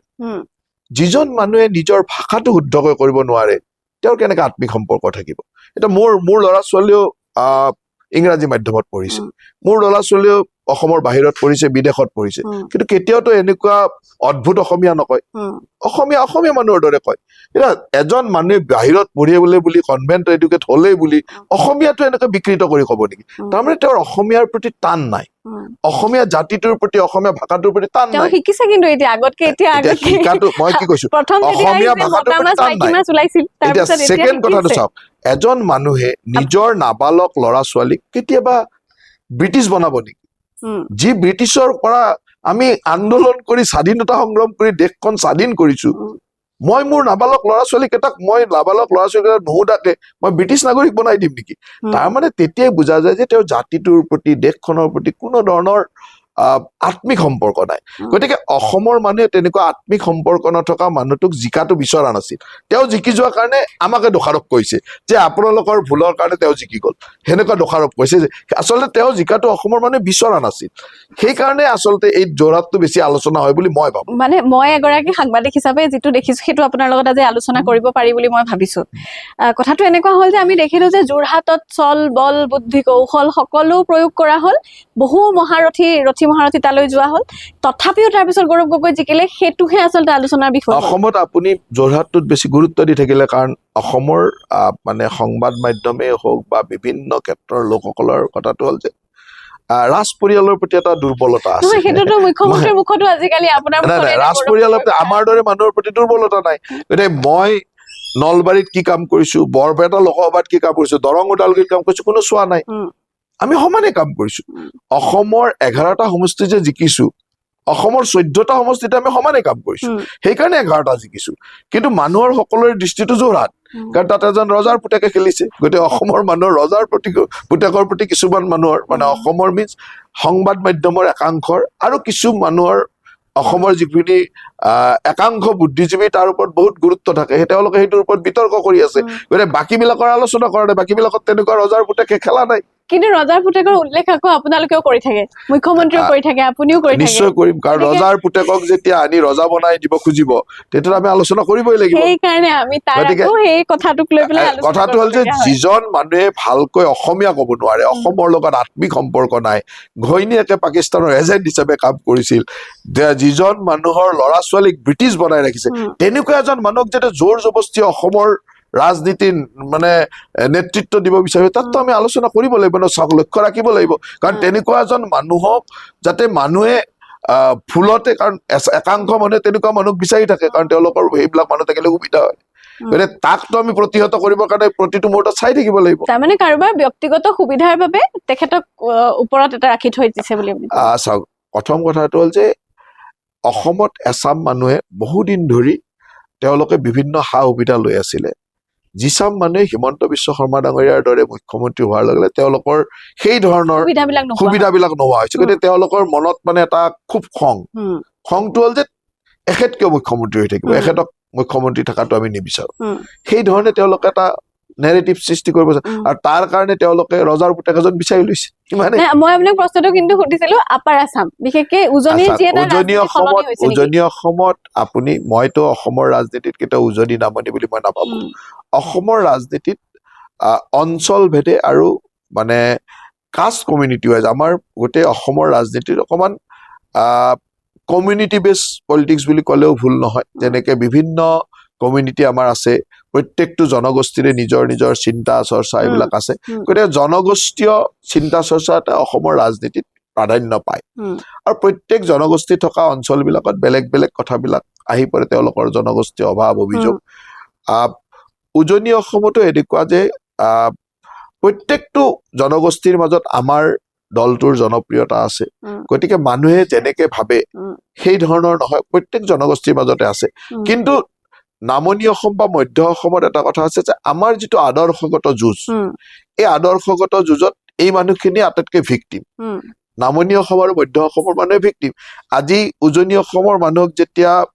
মিয়া মুছলমানৰ আগ্ৰাসনৰ কথা কম তেওঁলোকে অনুভৱ কৰিব নোৱাৰাটো স্বাভাৱিক কাৰণ মিয়া মুছলমানৰ আগ্ৰাসন তেওঁলোকৰ সন্মুখৰ পৰা দেখা নাই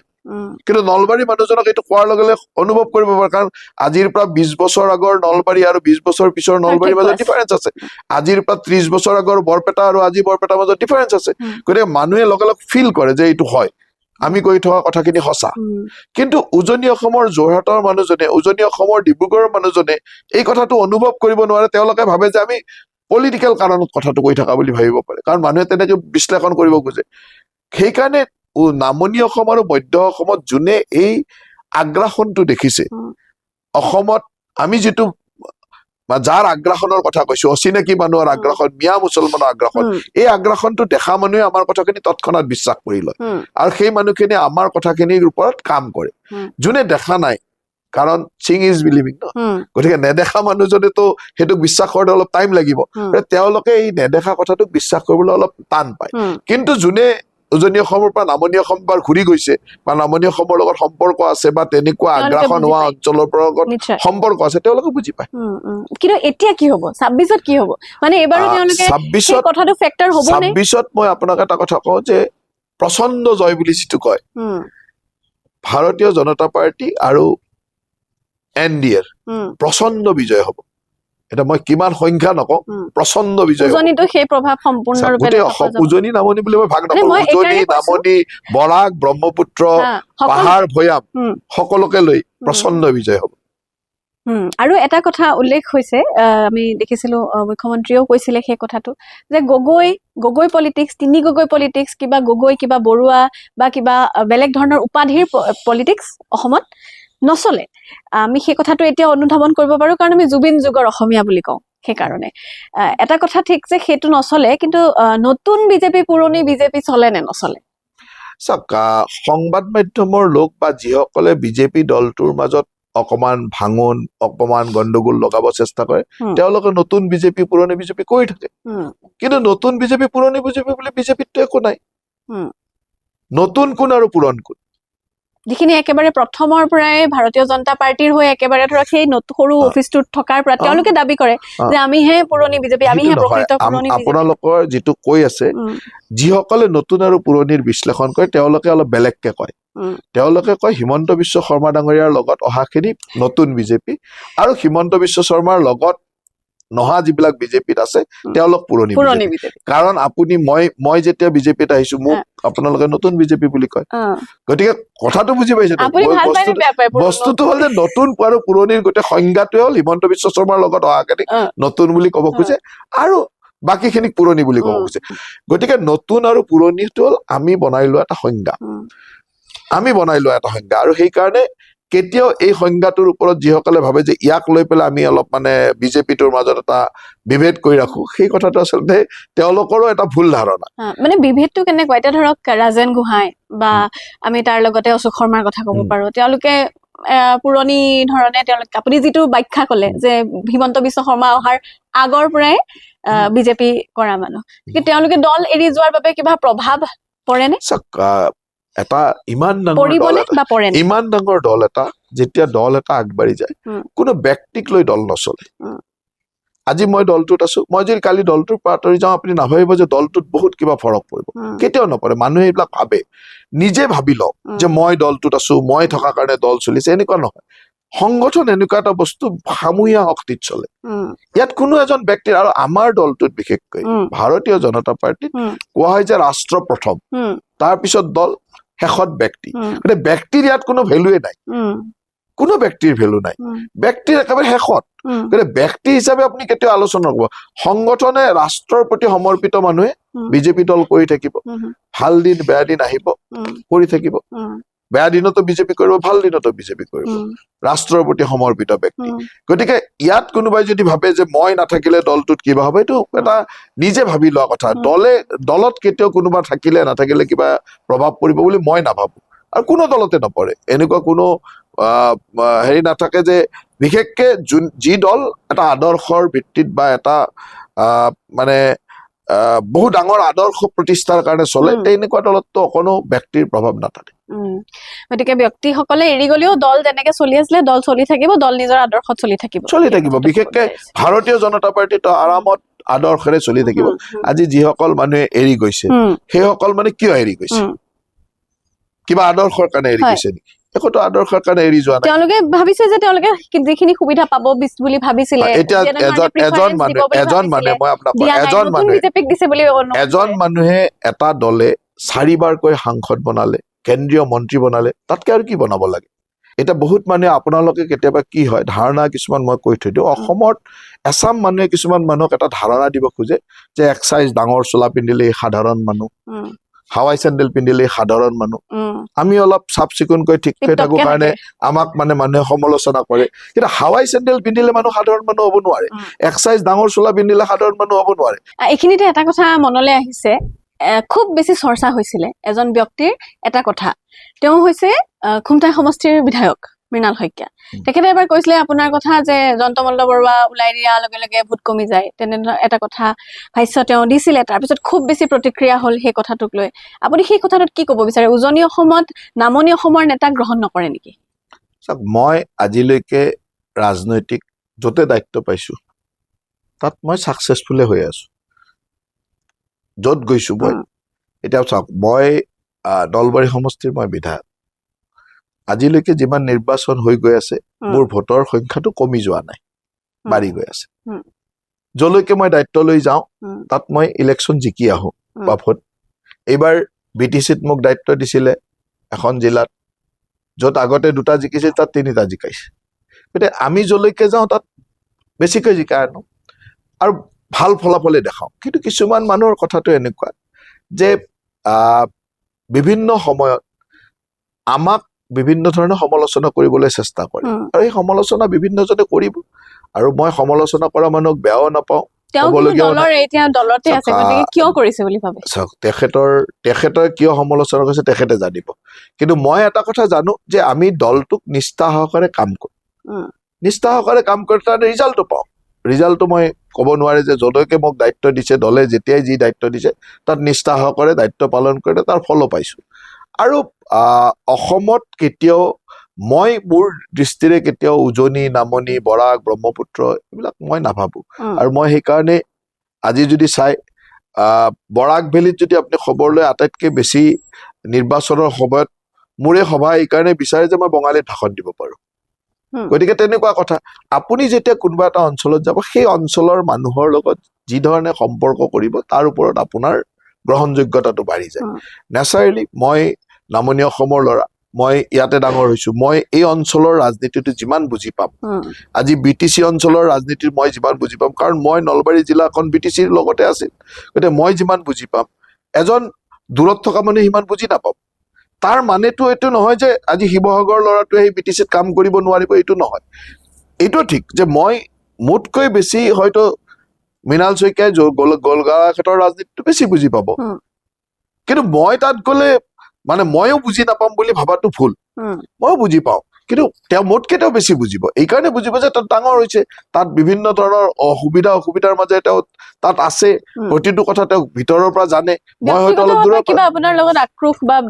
মোৰ লগততো ব্যক্তিগতভাৱে কাৰো বেয়া দলৰ ভিতৰত আন লোকৰো মোৰ কাৰো লগতে মই ৰাজনৈতিক জীৱনত মই এনেকুৱা এজন মানুহ, মোৰ কাৰো লগতে বেয়া নহয়। আৰু ৰাজনীতি কৰা মানুহৰ বেয়া ভালনো ক'ত থাকে? ৰাজনীতি কৰা মানুহৰ কথা হ'ল যে সমীকৰণটো মোক ক'ত মিলে, সমীকৰণটো ক'ত মিলে, সমীকৰণটো নিমিলে চাগে তাত হ'ব পাৰে। মোৰতো নিমিলা কথা নাই। ৰাজনীতি কৰা মানুহক মই এটা বস্তুৱে জানো যে কোনো পাৰ্মানেণ্ট ভাল পোৱা বেয়া পোৱাৰ কথা নাথাকে। ৰাজনীতিক চাকচেছৰ কাৰণে মোৰ সমীকৰণটো ক'ত মিলে, সেইটো হ'ল ৰাজনীতি কৰা মানুহৰ প্ৰথম লক্ষ্য, কেলকুলেশ্যন, সমীকৰণ মিলিব লাগে। এতিয়া মোৰতো সমীকৰণ চবৰে লগত মিলে। বুজি পাইছো। সমীকৰণৰ কথাটোতে মই ক'ব বিচাৰিছো, কেইদিনমান আগতে গোলাঘাটৰ খুমটাইত ফ্লাৱাৰ ফেষ্টিভেল পাতিছিলে, তাত আমি পীযুষ হাজৰিকাকো দেখা পাইছো। গতিকে সেই কথাটো আলোচনা হৈ থাকে যে পীযুষ হাজৰিকা আৰু জয়ন্ত মল্লবৰৰ মাজত কিবা এটা মানে এনেকুৱা ধৰণৰ আখেজ আছে নেকি, বা কিবা এটা অলপ কম্পিটিশ্যন আছে নেকি, সেই কথাটো বিভিন্নজনে উত্থাপন কৰি থাকে। আৰু মৃণাল শইকীয়াৰ তালে যোৱাটো কিন্তু মানুহৰ চকুত পৰিছে যে এই বস্তুটো কিবা এটা প্ৰেক্ষাপট আছে নেকি, বৰ্তমান প্ৰেক্ষাপটত কিবা প্ৰাসংগিকতা। মই এটা কথা খুব সুন্দৰভাৱে বুজি পাওঁ যে মই যিটো দলত কাম কৰিছো, যিটো আদৰ্শৰ কাৰণে কাম কৰিছো, সেই আদৰ্শৰ কাৰণে কাম কৰা প্ৰতিজন মানুহে মোৰ সতীৰ্থ। দ্বিতীয়তে মই যি নেতাৰ কাৰণে, যি নেতৃত্বৰ কাৰণে, যি গুৰুৰ লগত কাম কৰিছো, সেই গুৰুৰ শিষ্য প্ৰতিজনে মোৰ সতীৰ্থ। গতিকে আপোনালোকে যেনেকে ভাবে যে অমুকৰ লগত এনেকুৱা, তমুকৰ লগত এনেকুৱা, সেইটো আচলতে নহয়। এই কথাটো হ'ল যে ৰাজনীতিত বিভিন্ন ধৰণৰ মানে হুইস্পাৰিং চলি থাকে, চলিবই, স্বাভাৱিক। ৰাজনীতি এনেকুৱা এটা ক্ষেত্ৰ য'ত এই ধৰণৰ আলোচনা বিলোচনা চলি থাকে। এই আলোচনাবিলাকক কেতিয়াবা মুখৰোচক আলোচনা হয়, কেতিয়াবা সেই আলোচনাৰ পৰা কিছুমান ঘটনাও ঘটে, নঘটাও নহয়। কিন্তু মই বিশেষকে সত্য বুলি প্ৰমাণিত হৈ যায়। এইবিলাক হ'ল বিভিন্নজনৰ আলোচনাৰ মাজৰ পৰা বিভিন্ন কথা ওলাব। কিন্তু মই এটা কথা জানো যে মই যিটো আদৰ্শৰ কাৰণে কাম কৰিছো, সেই আদৰ্শৰ কাৰণে যোন ব্যক্তিয়ে কৰিছে তেওঁ মোৰ সতীৰ্থ। এইটো কথা সঁচা কিন্তু যে আমি আপোনাৰ মুখত বৰ পতককে কাৰো কথা শুনা নাই তেনেকৈ, যদিও বা বেলেগৰ মুখত আপোনাৰ কথা আমি শুনিছো, কিন্তু আপোনাৰ মুখত আমি এই কথাটো ক'ৰবাত ভাবেনে যে আপোনাক সুবিধা লৈ পেলাই কোনোবাই তেনেকৈ হিংসা কৰে বা ভাবে তেনেকৈ? কথাটো হ'ল যে ৰাজনীতিত এটা কথা মনত ৰাখিব যে আপোনাৰ যিমান শত্ৰু বৃদ্ধি হয়, তাৰমানে আপোনাৰ শ্ৰীবৃদ্ধি হৈছে, আপোনাৰ ৰাজনীতিক উত্তৰণ হৈছে। ৰাজনীতিত যাৰ উত্তৰণ হয় তাৰ শত্ৰু বৃদ্ধি হয়, আৰু শত্ৰু বৃদ্ধি হোৱাটো কোনো মানে অস্বাভাৱিক নহয়। আপুনি যদি চাওক, মই হলো এজন সাধাৰণ মাষ্টৰৰ ঘৰৰ ল'ৰা। আজি মাষ্টৰৰ ঘৰৰ ল'ৰা এজন, মধ্যবিত্ত পৰিয়ালৰ সাধাৰণ মানুহৰ ল'ৰা এজনে আজি এই বয়সত ইমানলৈকে আগবাঢ়িছো, এয়াতো মোৰ কাৰণে ডাঙৰ সফলতা। গতিকে এই সফলতাততো মোৰ কাৰোবাৰ বিভিন্নজনৰ ঈৰ্ষা থাকিব, বিভিন্নজনৰ এই সফলতাৰ কাৰণে তেওঁলোকৰ মাজত মনত দুখ থাকিব। গতিকে তেওঁলোকে মোক বিভিন্ন সময়ত বিভিন্ন ধৰণে সমালোচনা কৰিব, তাক লৈতো মই চিন্তা কৰি থাকিলে নহব। আৰু এটা কথা মনত ৰাখিব, ৰাজনীতি বা সকলো ক্ষেত্ৰতে কাম কৰা মানুহক মানুহে সমালোচনা কৰে। আৰু মই হিমন্ত বিশ্ব শৰ্মা ডাঙৰীয়াৰ পৰা এটা কথা সদায় শিকিছো যে 100টা কাম কৰিলে ক'ৰবাত এটা দুটা ভুল হ'ব, কিন্তু সেই এটা দুটা ভুল হ'ব বুলিয়ে কাম নকৰাকৈ থাকিব নালাগে। 100টা কাম কৰিব, এটা দুটা ভুল হ'ব, তাক শুধৰণি আছে। আৰু কাম কৰিলে মানুহে সমালোচনা কৰে, কাম নকৰা মানুহক কোনে সমালোচনা নকৰে? আমি কাম কৰো কাৰণে সমালোচনা কৰে, সমালোচনা কৰিলে কৰবাত এইটো মই নকওঁ যে মই সকলো কৰা কামেই শুদ্ধ, এটা দুটা ভুল হ'ব, ভুল হলে তাক শুধৰাই ল'ম, গতিকে সমালোচনা থাকিবই, আৰু ভুল হলেতো মানুহে আৰু বেয়াকে সমালোচনা কৰিব। এই সমালোচনাৰ পৰা মনলৈ আহিছে আমাৰ এতিয়া কমেন্ট বক্সতো কিছুমানে আপোনাৰ দেখা পোৱাৰ লগে লগে কমেন্ট কৰিবলৈ লাগি যায় যে গৰু চুৰ, সেই কথাটো আহি যায়, গৰু চুৰ ওলালে।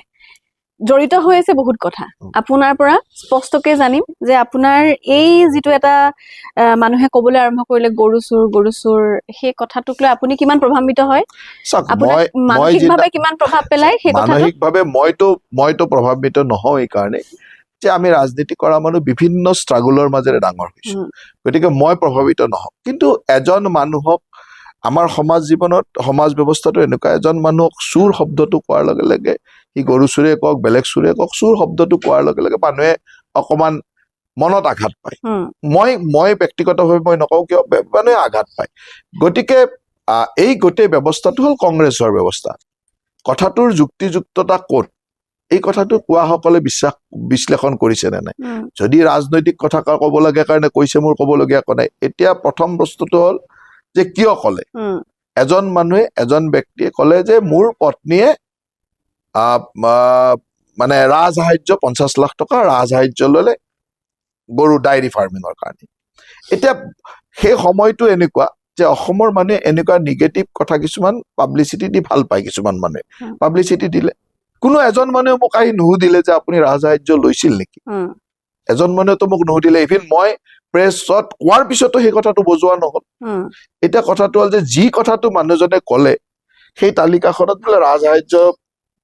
কাৰণে চিলেক্টেড হোৱা মানুহ এইকেইজন। ৰাজসাহাৰ্য ল'ব লাগিলে, ছাবচিডি ল'ব লাগিলে প্ৰথম লোন ল'ব লাগিব।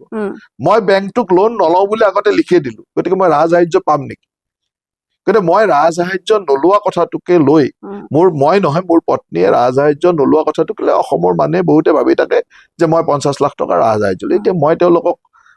মানে চেলেঞ্জ কৰো যে তেওঁলোকে মোক এবাৰ প্ৰুফ কৰি দিয়ক যে মই ক'ত ৰাজসাহাৰ্য মোৰ পত্নীয়ে লৈছিলে, আৰু যদি লৈছিলে ক'ৰ পৰা লৈছিলে প্ৰুফ কৰি দিয়ক। যিখন তালিকালৈ তেওঁলোকে কৈ থাকে সেইখন হ'ল যিসকল অসমত আগশাৰীৰ মানে গোপালক আছে, তেওঁলোকৰ মাজৰ পৰা, তেওঁলোকে আবেদন কৰা মাজৰ পৰা এইসকলে ৰাজসাহাৰ্য পাব পাৰে বুলি এখন চিলেকশ্যন। ৰাজসাহাৰ্য ল'ব লাগিলে প্ৰথম লোন ল'ব লাগিব, লোনৰে ছাবচিডি পাব। এতিয়া মই মোৰ পত্নীৰ মালিকাধীন ফাৰ্মখনে লোনে নলওঁ বুলি বেংকক লিখি থৈ যে মোক লোন নালাগে। লিষ্টখনত তেওঁৰ নামটো কেনেকৈ আছিল? চাওক, প্ৰথম কথা হ'ল যে ৰাজসাহাৰ্যৰ কাৰণে যেতিয়া মানে এই স্কিম বিলাকৰ কাৰণে আবেদন কৰে, তেতিয়া তেওঁলোকৰ 16 জন ব্যক্তিয়ে আবেদন কৰিছিল, তাত 15 জন চিলেক্ট হৈছিলে, আৰু 15টাই টাৰ্গেট আছিলে, সকলোৰে নামটো ভৰাই দিছে। এতিয়া যোনে তাৰ লোন লৈছে তেওঁ ৰাজসাহাৰ্য ছাবচিডি পাব। এতিয়া লোনে লোৱা নাই যেতিয়া ছাবচিডি ক'ত পাব? কিন্তু অসমৰ মানুহক এনেকে বুজোৱা হ'ল যে মই মানে মোৰ পত্নীয়ে 50 লাখ টকা ৰাজসাহাৰ্য ল'লে। আৰু সেই সময়ত অসমৰ সংবাদ মাধ্যমো এনেকুৱা কিছুমান সংবাদ মাধ্যম আছে যি সংবাদ মাধ্যমে এই চুৰ শব্দটো ব্যৱহাৰ কৰিলে সেই ব্যক্তিজনেই নৈতিকভাৱে কিমান সঠিক সেইটো চালে হ'ল। গতিকে দ্বিতীয়তে মই মোৰ ফাৰ্মখনে মই ষ্টেটমেণ্ট দিয়ে কৈ দিলো যে মই মোৰ ফাৰ্মখনে 13,20,000 টকা পেমেণ্ট কৰি পেলাই 20টা গৰুখুটি প্ৰকল্পলৈ অনা গৰু কিনিলে, তাকো কিনিছে NDDBৰ পৰা, এটা গভৰ্ণমেণ্ট এজেঞ্চিৰ পৰা, আৰু government agency with check payment কৰিছে। তাৰ পিছত কেনেকে এই শব্দটো ব্যৱহাৰ কৰিব পাৰে, এজন মানে মানসিকভাৱে বিকাৰগ্ৰস্ত নহলে এই শব্দটো ব্যৱহাৰ কৰিব পাৰে নেকি? মই সেইখিনি মানুহক এটা পুতৰ দৃষ্টিৰে চাইছো যে এইবিলাক মানসিক বিকাৰগ্ৰস্ত মানুহ, তেওঁলোকক ভগৱানে সুমতি দিয়ক যাতে ভৱিষ্যতলৈ এই কামবিলাক নকৰে। আৰু এটা কথা ঠিক, এদিন এই যিবিলাক মিছা কথা বা মিছা কথাৰ ইয়াৰ ৰিভাৰ্চ ফল এটা তেওঁলোকে নিজে পাই যাব বুলি মই বিশ্বাস কৰো। মইতো ভগৱান বিশ্বাস কৰা মানুহ, গতিকে মই ভাবো যে এইবিলাক এটা সময়ত কৈ গ'ল আৰু মানুহে তাকে চলাই থাকিলে মানে চাওক কথাটো এনেকুৱা চলাই থাকিব। ইয়াক মই জানো যে অলপক ক'লেও, কাৰণ বুজাকে বুজাব পাৰি, নুবুজাকতো বুজাব নোৱাৰি। এতিয়া বুজা মানুহখিনি জানে। আপোনাৰ লগত তেওঁৰো কিবা ব্যক্তিগত শত্ৰুতা আছে নেকি? সেইগৰাকী মুখ্য সম্পাদকৰ কথা কৈছো, যে তেখেতে আপোনাক বা আপোনালোক দুজনৰ মাজত এটা খুব বেছি বাক বিতণ্ডা আমি দেখি থাকো। তেখেতেও আপোনাক লক্ষ্য কৰি লয়, আপুনিও তেওঁক লক্ষ্য কৰি বিভিন্ন কথা কয়। কাৰণ আমি সাংবাদিক হিচাপে আমি দুয়োটা কথাই চাব লাগিব। আমি দেখিছো যে তাত চেনেলৰ মুখ্য সম্পাদক, তেখেতৰো কোৱাৰ বাক স্বাধীনতা নিশ্চয় আছে, কিন্তু তাৰ লগে লগে এই কথাটো ক'ব লাগিব যে কিছু ভুল তথ্য বা ভুল কথা আমি প্ৰচাৰ কৰিব প্ৰচাৰ কৰাৰ পৰা বিৰত থকাটো আমাৰ নৈতিক কৰ্তব্য। গতিকে সেই কথাটোত মই সুধিব বিচাৰিছো যে নিতুমণি শইকীয়া আৰু জয়ন্ত মল্ল বৰুৱাৰ মাজত এনেকুৱা কি শত্ৰুতা আছে যিটোৰ কাৰণে আপোনালোক দুজনক বাৰে বাৰে আমি, যদিও বা সাংবাদিক আৰু বহুত আছে, চেনেল বহুত আছে, কিন্তু সেই ব্যক্তিগৰাকীৰ লগত আপোনাৰ কি কথাটো মানে হ'ল যে এনেকুৱা? নিতুমণি শইকীয়া বুলি মই নকওঁ, অসমৰ কিছুমান মানুহ আছে যিবিলাক মানুহৰ একেবাৰে যিটো পৰ্যায়ৰ পৰা আজিৰ এই পৰ্যায় পাইছে সেইবিলাক আমাৰ স্বচক্ষে দেখি থকা মানুহ। মই নিজক জানো, যে মই কি হয়, আৰু মই তেখেতসকলক একে আষাৰে চেলেঞ্জ কৰি কম যে মই ক'ত কেতিয়া ৰাজসাহাৰ্য লৈছো মোৰ পত্নীয়ে, আৰু মই কেতিয়া মানে টকা দি কিনা গৰুটোক তেওঁলোকে ক'ত চুৰ বুলি ক'লে, এই কথাবিলাক তথ্য আকাৰে কওক, কিন্তু সাহসটো নাই কৰিবৰ কাৰণে। সাহস নাই। কিন্তু অসমৰ ৰাজনীতিতকে অসমৰ মানে গোটেই ব্যৱস্থাটো এনেকুৱা যে মুখৰোচক কথাবিলাক মানুহে বেছিকে চায় আৰু কেতিয়াবা সেই কথাবিলাক বেছিকে চলি যায়, কিন্তু তাৰ সত্যতাটোলৈকে মানুহে ঘূৰিও নাচায় আৰু সময়লৈকে সেইকাৰণে ৰখি থাকিব লাগে। মই সময়লৈ ৰখি আছো, এই কথাবিলাক আহিব এদিন। সাংবাদিকৰ সৈতে আপোনাৰ যিটো সম্পৰ্ক সেই কথাটো পাতিব লাগিব, কাৰণ আমি দেখিছো যে অলপতে এটা খুব বেছি সেই কথাটোক লৈ সমালোচনা হ'ল, কথাটোক লৈ আলোচনা সমালোচনা দুয়োটাই হ'ল, যে আপোনাক এটা প্ৰশ্ন কৰিছিলে এগৰাকী সাংবাদিকে, তাৰপিছত আপুনি আপোনাৰ মালিকক সুধিব, আপোনাৰ মালিকে কিমান পইচা লৈছে, তেনেকুৱা কিছুমান কথা ক'লে। তাৰপিছত সাংবাদিকৰ মাজতো এটা খুব হৈছিল, সকলোৱে ক'লা বেজ পিন্ধি তাৰ বিৰোধিতা কৰিছিলে, ময়ো কৰিছিলো সেই কথাৰ বিৰোধিতা। সেই কথাটো মই আজি যিহেতু ৰেকৰ্ড কৰি আছো আপোনাক এনেকৈ পাইছো, মই যেনেকৈ ভালখিনি কৈছো আপোনাক প্ৰথমতে কৈছো নলবাৰীত আপোনাক 10ৰ ভিতৰত 10 মানুহে দিছে, কিন্তু যিটো কথা মই বেয়া বুলি ভাবিছো সেই কথাটোক মই আপোনাৰ আগত ব্যক্ত কৰিব লাগিব, নহলে মই নিজৰ ওচৰত নিজেই প্ৰশ্নৰ উত্তৰ দিব নোৱাৰিম। গতিকে সেই কথাটোত আপুনি নিজে কি ভাবে যে সেই কথাটো আপুনি ভাল কৰিলে? মোৰ কথাটো হ'ল যে মই হলো সাংবাদিকৰ পৰিয়ালৰ ল'ৰা। মোৰ দেউতা দৈনিক অসমৰ দৰে কাকতত 22 বছৰ সাংবাদিকতা কৰিছে।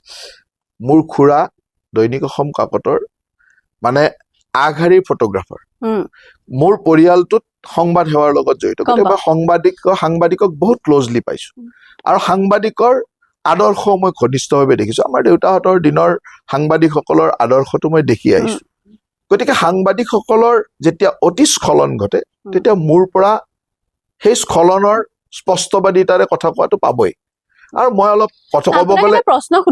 মোৰ কথাটো হ'ল যে মই অলপ স্পষ্টবাদী মানুহ, খুব ৰাজনীতি কৰা মানুহ, খুব বেছি স্পষ্টবাদী মানুহ ভাল পায় নে বেয়া পায়? মই ভাল পাওঁ, মই নিজেও স্পষ্টবাদী। আপুনি স্পষ্টবাদী হয়, কিন্তু আপোনাৰ আগত যদি আন এজন মানুহে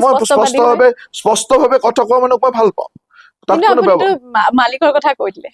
যিজন মানুহে কৈ আছে তেওঁক বাৰে বাৰে মই তেওঁক 10 বাৰ, আপুনি গোটেই ভিডিঅ'টো চাব, মই 10 বাৰ তেওঁক আগতে কৈছো যে আপুনি, ইভিন তেওঁ প্ৰেছ মিটখনতো বেলেগে ফোন কৰি আছে, ফোনত সিফালৰ পৰা ৰিপিট কৰি আছে, মানে ডিক্টেশ্যন দি আছে আৰু তেওঁ মোক সুধি আছে। মই তেওঁক বাৰে বাৰে কৈ আছো যে তুমি এই কথাটো বাদ দিয়া, তুমি তোমাৰ মালিকৰ পৰা ডিক্টেশ্যনটো লৈ লোৱা। মই তেওঁক গোটেই প্ৰেছ মিটখন চাব, আৰু এই প্ৰেছ মিটখনৰ ক'ৰবাত এটা শব্দক নি পেলাই টানি পেলাই এটা ব্যৱস্থা বনোৱা, কাৰণ সেই সময়ত কিছুমান মানে নিজক প্ৰটেকশ্যন দিবলৈ লাগি গ'ল। কাৰণ মই যিকেইটা কথা স্পষ্টতাৰে কলো, সেই স্পষ্টতাৰে কথা কোৱা কেইটাৰ উত্তৰ কাৰো ওচৰত নাই। তাৰ আগদিনাখন মই যিকেইটা কথা যাৰ বিপক্ষে কলো, সেই গোটেইকেইটা কথাৰ উত্তৰ তেওঁলোকৰ ওচৰত নাই। গতিকে চালে বাৰে মোক এটা ঘেৰাওত ভৰাই লৈ সেই কথাটো ডাইভাৰ্ট কৰিব লাগে কাৰণে তেওঁ এটা ব্যৱস্থা কৰিলে। সেইটো তাৰ মই বেয়া পাব লগা কি আছে? তেওঁলোকৰ ওচৰত সংবাদ মাধ্যমৰ সেই ব্যৱস্থাটো আছে, গতিকে কৰিছে। মই তালৈকে ভাল, আৰু মই এতিয়াও আজিও কওঁ যে মই স্পষ্টভাৱে কাম কৰো, কথা কওঁ, এইকাৰণে যে মোৰ সেই সাহসটো মোৰ আছে, মই কৰা নাই গতিকে কৰা নাই বুলি কওঁ। সাংবাদিকে এতিয়া ধৰক এগৰাকী সাংবাদিক আপোনাৰ ওচৰলৈ কথা পাতিবলৈ আহিছে, আপোনাৰ কথা সুধিবলৈ আহিছে, বাইট ল'বলৈ আহিছে, নিশ্চিতভাৱে তেওঁ এটা সংবাদ গোষ্ঠীৰ কৰ্মী, তেওঁক মুখ্য সম্পাদকেও ক'ব যে তুমি আমুকটো কথা সুধিব পাৰা বা সুধিবা, কেতিয়াবা নিজৰ পৰাও সোধে। এতিয়া মই আপোনাক সেই সংবাদ মাধ্যমখনত মই গোটেই কোৱা কথাখিনি মই স্পষ্টতাৰে বুজাই দিলো যে এইটো কথা। তাৰ পিছত আকৌ তেওঁ এটা বেলেগ কথালৈকে গুচি যায়, যিটো কথা কবৰ কাৰণে মই সংবাদমেল পাতিলো, সেই সংবাদমেলত গোটেই কথাটো বুজাই দিলো তেওঁক। বুজাই দিয়াৰ পিছত আকৌ তেওঁ উল্টাকৈ মানে কেতিয়াবা বুজিও নুবুজাৰ ভাও জুৰি যেতিয়া সুধি থাকে, তেতিয়া এই কথাবিলাকৰ উত্তৰ তেনেকে পায়। কিন্তু আমি ৰাজনীতি কৰা মানুহবিলাক এনেকুৱা যে আমি কোৰ্টৰ লগত যুঁজি থাকি লাভ নাই। এইকাৰণে লাভ নাই, আমি ৰাইজৰ ওচৰত যাম। 2026 চনত ৰাইজে মোক কেনেকে ল'ব, তাতে মই জাজমেণ্ট ল'ম যে 2026 চনত ৰাইজে যদি মোক প্ৰত্যাখ্যান কৰিছে, তেতিয়াহ'লে মোৰ কাম বেয়া হৈছে। যদি ৰাইজে মোক মৰম কৰিছে, তাৰমানে মোৰ কাম ভাল হৈছে। আপুনি আৰু আমিতো ৰাইজৰ মাজলৈ 5 বছৰ মূৰে মূৰে যাওঁ যিসকলে সমালোচনা কৰে সেইবিলাকেতো ৰাইজৰ ওচৰলৈ কোনোদিন যাব নালাগে তেওঁলোকে নিজকে শুদ্ধ বুলি ভাবি লয় যে ময়ে শুদ্ধ মানে তেনেকে ভাবি লয়। সমালোচনা আপোনালোকক কৰিব নোৱাৰি যিবিলাক সমালোচনাই অসমখনক ক্ষতি কৰে যিবিলাক সমালোচনাই এটা জেনেৰেশ্যনক এটা বেলেগ ধৰণৰ ধাৰণালৈ লৈ যায় চাওক প্ৰথম কথা হ'ল যে অসমত বিভিন্ন বা ভাৰতবৰ্ষত বিভিন্ন সময়ত দেখুওৱা হয় যে ৰাজনীতি কৰা মানুহবিলাকে বেয়া ৰাজনীতিটোৱে বেয়া মানুহে কৰে এনেকুৱা ধৰণৰ এটা ধাৰণা আমি ৰাজনীতি বেয়া কাম কৰিবৰ কাৰণে কৰিব অহা নাই আমি বহুত ভাল প্ৰফেচনত থাকিব পাৰিও নকৰি ৰাজনীতি কৰিব সেইটো আমি আহিছো গ্ৰহণ কৰিছো তেতিয়াহ'লে ৰাজনীতি কৰিব অহা কাৰণেই আপুনি মোক সমালোচনা কৰিব নেকি আমাৰ ভালটোত আমি প্ৰশংসা কৰিম নলবাৰীত আপোনাক 10 ভিতৰত আমি 10 দিম কিন্তু সাংবাদিকক নাই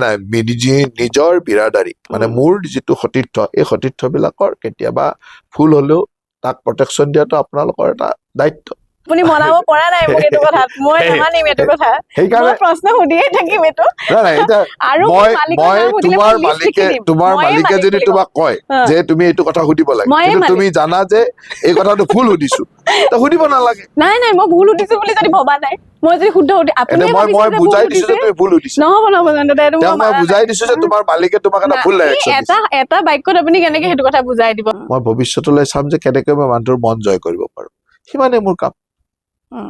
যদি তোমালোকে ভাবিলা যে মই এইটোত বেয়া পালো ঠিক আছে মই আজি চাম যে মই কেনেকে মানুহটোৰ মন জয় কৰিব পাৰো সিমানে মোৰ কাম জুবিন গাৰ্গে এবাৰ এটা মন্তব্য দিছিলে আপোনাৰ ওপৰত গৰুটো বুলি কৈছিলে সেই কথাটো এতিয়াও মানুহে কৈ থাকে সেই কথাটো আপুনি প্ৰথম কথাটো হ'ল যে যিসকল মানুহে যুক্তিৰে মোক কথাটো ক'ব নোৱাৰে তেতিয়া এই কমেন্টছ বিলাক দিয়ে জুবিন গাৰ্গে এনেকে কৈছিলে অমুকৰ নমুকটো হয় এনেকুৱা ধৰণৰ কমেন্টছ যে যোনে যুক্তিৰে দিব নোৱাৰে এতিয়া কথাটো হ'ল জুবিন গাৰ্গ আৰু মই ব্যক্তিগতভাৱে বন্ধু একেখন কলেজত পঢ়া একে সমবয়সীয়া গতিকে আমাৰ মাজত কি ধৰণৰ সম্পৰ্ক সেইটো আমিহে জানিম এতিয়া কথাটো হ'ল যে আপুনি মানুহজনৰ পৰা কেনেকে কথাটো ওলাব খুজিছে ইণ্টাৰভিউ আপুনি লৈ থাকে মানুহজনৰ পৰা কেনেকে কথাটো ওলাব খুজিছে জুবিনে ইমান নাভাবে কথাটো কওঁতে মানে জুবিন গাৰ্গ ডাঙৰীয়া হ'ল এজন অত্যন্ত স্বতঃস্ফূৰ্ত মানুহ মানে মই ব্যক্তিগত জীৱনত যিটো জানো মানে তেওঁ এজন অত্যন্ত খোলা মনৰ মানে কি বুলি ক'ব মানে সাধাৰণতে শিল্পীবিলাক তেনেকুৱাই হয় খোলা মনৰ চিধা চিধিকে কথা কয় যি ভাল দেখিলে ক'লে তেনেকুৱা ধৰণৰ এজন মানুহ তেনেকুৱা ধৰণে উচতনি দি কথা সুধি থাকিব তেতিয়া তেওঁৰ মুখৰ পৰা কিবা এটা কথা ওলোৱাটো আৰু এই কথাবিলাকত আমি বেয়াও নাপাওঁ মই বেয়া পাব লগা এইকাৰণে নাই যে আমি বেয়া এইকাৰণে নাপাওঁ তাৰ পিছদিনাখনো মোক মানুহে সুধিছিল যে জুবিন গাৰ্গ এনেকুৱা তেতিয়া ক'লো যে জুবিন গাৰ্গ ডাঙৰীয়াই কি কৈছে আৰু তেওঁ মোক ক'ব পৰা অধিকাৰ আছে বুলি মই লৈ লৈছো যে মোৰ লগৰ বন্ধু তেওঁ কিবা এটা কৈছে কিন্তু মই আজিও ক'ম যে সেই ইণ্টাৰভিউটো যি ঠাইত লৈছে সেই ঠাইত লোৱাটো অনুচিত যিকোনো এজন সাংবাদিকে ল'ব নাপায় বিশেষকৈ জুবিন গাৰ্গ ডাঙৰীয়াৰ দৰে এনেকুৱা নমস্য ব্যক্তি বা এনেকুৱা ধৰণৰ এজন লিজেণ্ডক জুবিন গাৰ্গক আপুনি আৱিষ্কাৰ কৰিছো বুলি কৈছিলে চাওক জুবিন গাৰ্গ ডাঙৰীয়াৰ লগত মোৰ সম্পৰ্ক এইটোৱে যে মই যেতিয়া বিবৰুৱা কলেজৰ সাধাৰণ সম্পাদক আছিলো তেতিয়া আমি একেটা টিমত গুৱাহাটী ইউনিভাৰ্চিটিলৈকে গৈছিলো আৰু এই যিটো কথা আপোনালোকে ক'লে এই কথাটো মই কোৱা কথা একো নহয় এইটো কথা হ'ল এখন ইউনিভাৰ্চিটিৰ ইউথ ফেষ্টিভেলত ইউনিভাৰ্চিটিৰ জিএছ ইউনিভাৰ্চিটিৰ বেলেগ এখন কলেজৰ প্ৰিন্সিপাল ইত্যাদিয়ে কৈ থকা কথা এটা তাতে আহি আছিল যে আমি একেলগে গৈছিলো একেলগে তেওঁলোকে কৈ আছিল যে ইউনিভাৰ্চিটিৰ ইউথ ফেষ্টিভেলৰ পৰা কেনেকে মানুহে নিজৰ প্ৰতিভাবিলাক বিকাশ কৰে সেই কথাটোকে সংবাদ মাধ্যমে আনি বেলেগকে বুজাই দিলে গতিকে মই আজিলৈকে মোক লৈ যিমান বিতৰ্ক হৈছে সেই গোটেইকেইটা বিতৰ্কত কোনো এটা বিতৰ্ক মই কৰা নাই মই আজি কৈ আছো কোনো এটা বিতৰ্ক মই কৰা নাই যিমান বিতৰ্ক হৈছে আৰু সেইকাৰণে মই সদায় এটা কথা কওঁ যে সদায় ক্লিপিং বিলাক আনি ফুল ক্লিপিংটো চাব লাগে এটা অংশ নহয় সেইকাৰণে তেতিয়া গম পাব কথাটো ফুল ক্লিপিংটো চাব লাগে যে কোনে কি কৈছে আমি সামৰিম বহুত দীঘলীয়া হৈ গৈছে কিন্তু কথাও তেনেকে বহুত আছে সেইকাৰণে আমি সামৰিম কিন্তু শেষত আৰু এটা কথা খুব প্ৰয়োজনীয় এটা কথা মই জানিব বিচাৰিছো আপোনাৰ পৰা এই ছাত্ৰ ৰাজনীতিৰ সময়ত যিটো ডিচিপ্লিন যিটো শৃংখলাবদ্ধ হৈ থাকিব লাগে আপুনি নিজেই ছাত্ৰৰ সময়ৰ পৰাই ৰাজনীতি কৰা বুলি আপুনি কৈছে ছাত্ৰাৱস্থাৰ পৰাই আমাৰ কি আছে যদি আমি ছাত্ৰ সংগঠন চাওঁ NSUI আছে ABVP আছে ASU আছে বৰ্তমান সময়ত ABVP যিহেতু ভাৰতীয় জনতা পাৰ্টিৰ সৈতে জড়িত এটা ছাত্ৰ সংগঠন বুলি আমি সকলোৱে জানো বিভিন্ন সময়ত মই নিজেও ব্যক্তিগতভাৱে এই বস্তুটো দেখিছো যে মই যেতিয়া গুৱাহাটী বিশ্ববিদ্যালয়ৰ ভিতৰত ইলেকশ্যনৰ বাবে গৈছো কভাৰেজ কৰিবলৈ গৈছো তেতিয়া দেখিছো যে সাংবাদিকৰ মোবাইল কাঢ়ি নিছে কিবা কৰিছে মানে খুব উশৃংখল এটা পৰিৱেশ মই দেখিছো কেৱল এঠাইত বুলি নকওঁ এবিভিপিয়ে বিভিন্ন স্থানত এনেকে লণ্ডভণ্ড কৰাৰ বাতৰিও আহে আমি নিজেও দেখিছো আৰু খুব ট্ৰল কৰে মানুহক মানে ব্যক্তিগতভাৱে আক্ৰমণ কৰাৰ এটা খুব প্ৰৱণতা বৃদ্ধি পাইছে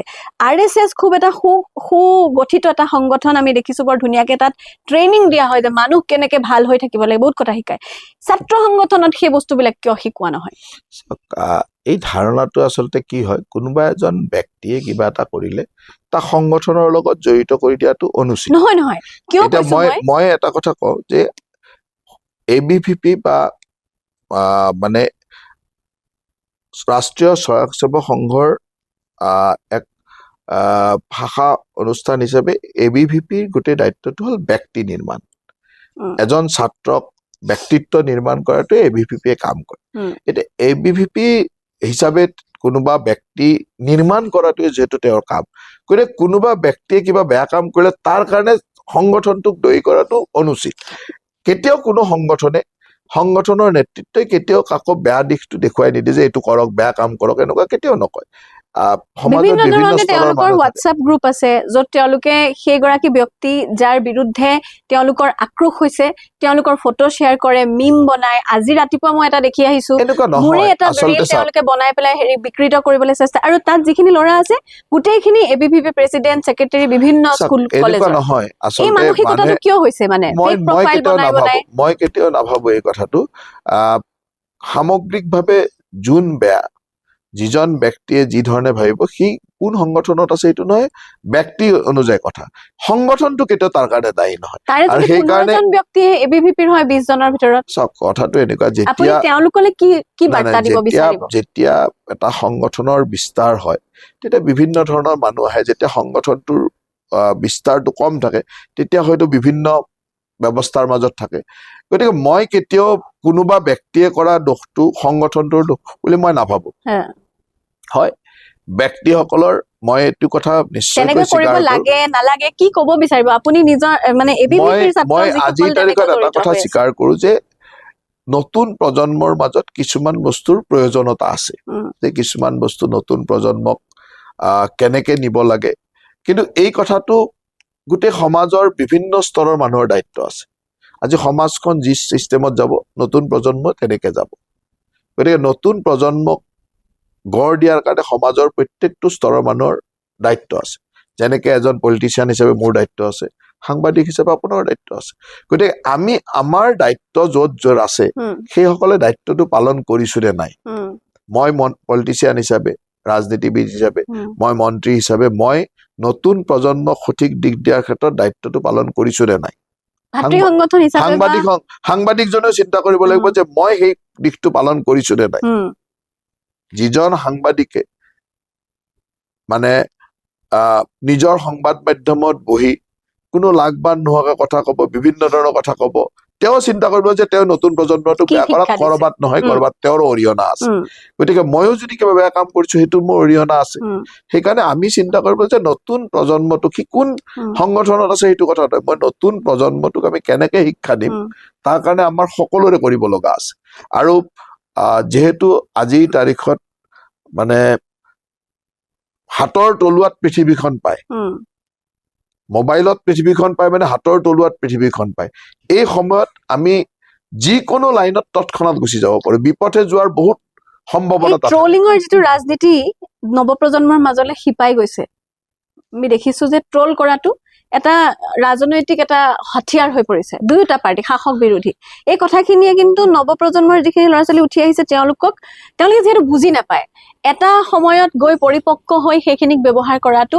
এটা ৰাজনৈতিক অস্ত্ৰ হ'ব পাৰে কিন্তু এটা সময় যিটো তেওঁলোকে বুজিয়ে পোৱা নাই 20 21 22 বছৰ 23 বছৰ বয়সৰ এটা ল'ৰা বা ছোৱালীয়ে কিমান বেছি সঠিক কাম কৰিছে বুজি পোৱা নাই কিন্তু ট্ৰলিংটোৱে একমাত্ৰ হাতিয়াৰ বুলি ভাবিছে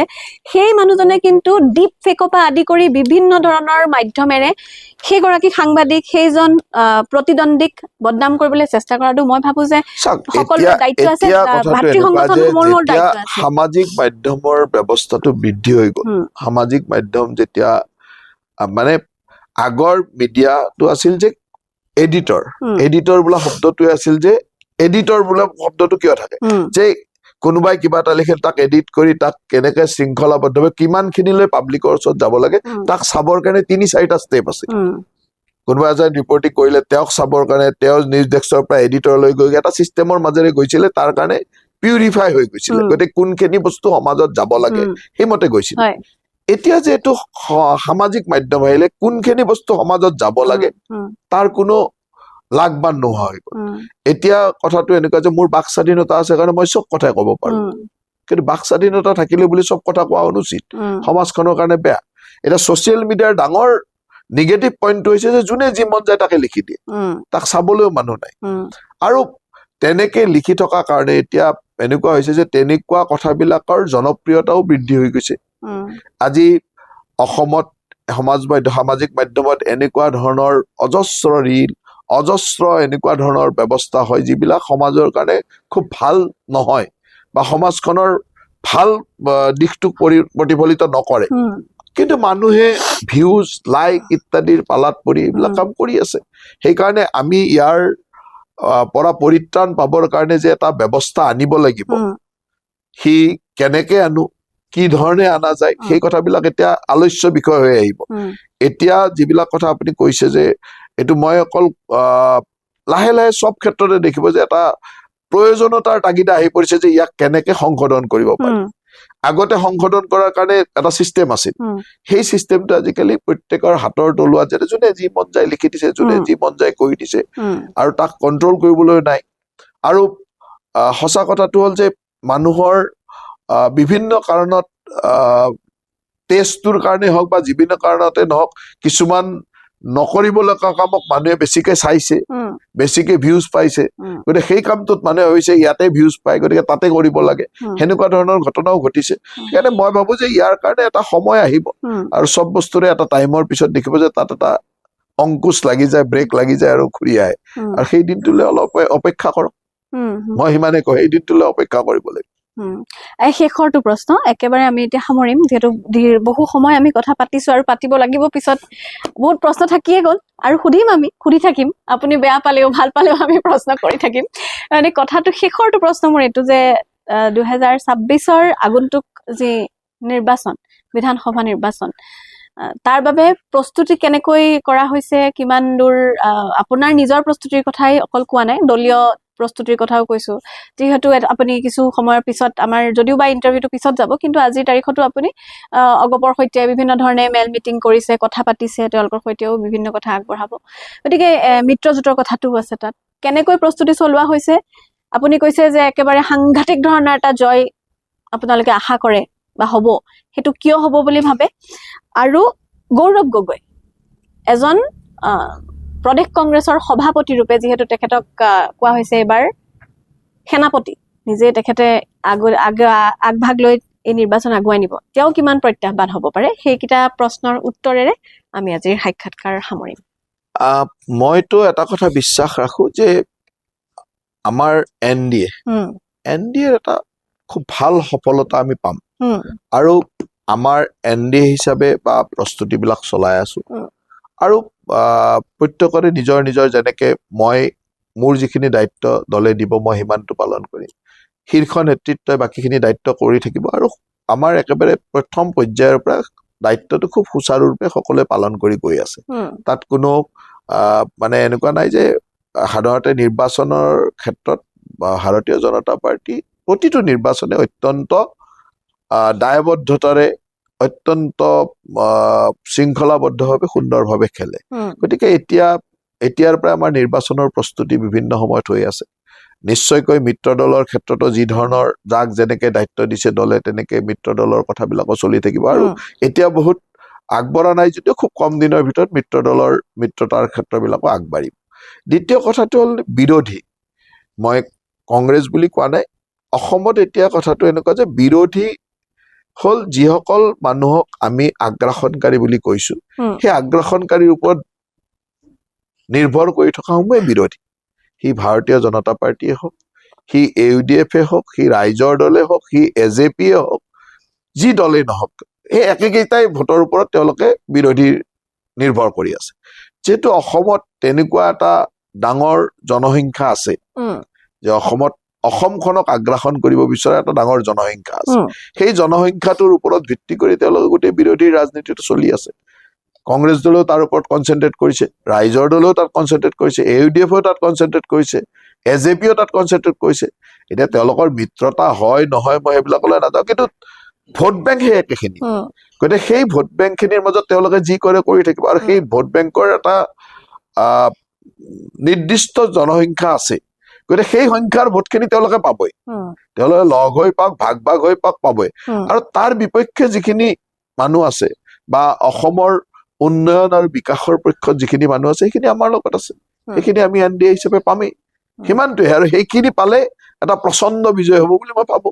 আৰু এইটোও ঠিক যে আপুনি যিটো ভাবিছে যে এই যিখিনি ভোট আছে এইখিনি ভোট গৌৰৱ গগৈকে দিয়ক বা কোনোবাকে দিয়ক সেই ভোটখিনি তেওঁলোকে দলে পাব এই কাৰণে যে আমাৰ বিৰোধত থকা দলখিনি যোনে নেতৃত্ব নিদিয়ক তাৰ ওচৰত যাবই কিন্তু মই এটা কথা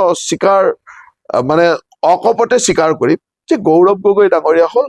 অসমখনৰ আত্মাক বুজি নোপোৱা এজন ৰাজনীতিবিদ অসমৰ আত্মাক তেওঁ বুজি নাপায় সেইকাৰণে অসমীয়া মানুহে তেওঁক কেতিয়াবা আপোন কৰি ল'ব যোনে অসমীয়া নাজানে কাৰণে বিশেষকৈ আৰু তেওঁৰ পুত্ৰ বা তেওঁৰ নাজানে বুলি নহয় অসমখনৰ প্ৰতি যিটো টান সেই টানটো তেওঁৰ নাই তেওঁৰ টানটো হ'ল মই ভাষাটো বাদেই দিলো যোৰহাটৰ প্ৰতি টান নাথাকিলে তেওঁ ঘূৰি আহিলে যোৰহাটৰ মানুহে তেওঁক সাংসদ বনাই পঠালে ইমান আলোচ্য হ'ল ইমান আলোচনা সমালোচনা হ'ল তাক লৈ সেই যোৰহাটখনৰ প্ৰতি কি দায়বদ্ধতা দেখুৱালে শক্তিশালী বুলি নাভাবে আজি তাৰিখত মানে শক্তি আগতকৈ কংগ্ৰেছ শক্তিশালী হৈছে নে দুৰ্বল হৈছে ভূপেন বৰা থকাৰ পিছত অসমত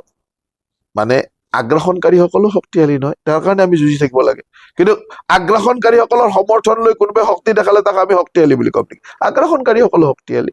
শক্তিশালীটো ডাঙৰ কথা প্ৰথম কথাটো হ'ল যে তেওঁৰ মানে আত্মিক সম্পৰ্ক নাই অসমখনৰ লগত এইকাৰণে নাই কাৰণ যোৰহাটৰ মানুহে তেওঁক ইমান ভোট দি পঠালে তেওঁ যোৰহাটৰ প্ৰতি কি দায়িত্ব পালন কৰিলে একোটো দায়িত্ব পালন কৰা নেদেখিলো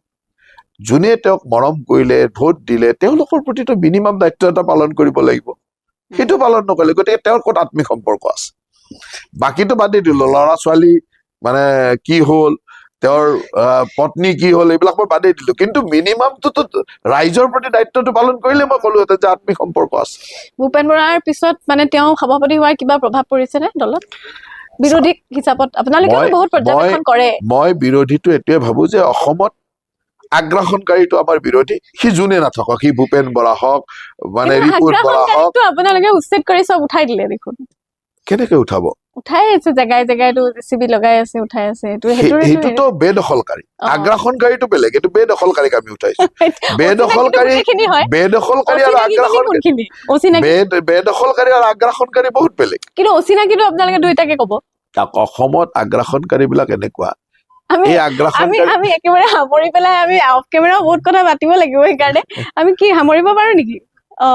মানে আমাৰ বাৰে বাৰে বেটাৰী ৰিফিল কৰি কৰি আমি হেৰি কৰি আছো ইন্টাৰভিউ কৰি আছো গতিকে আমি সেইটো আমি অফ কেমেৰাও কিন্তু কন্টিনিউ কৰি থাকিম কেতিয়াবা তোমাক মই ভালকে ক'ম যে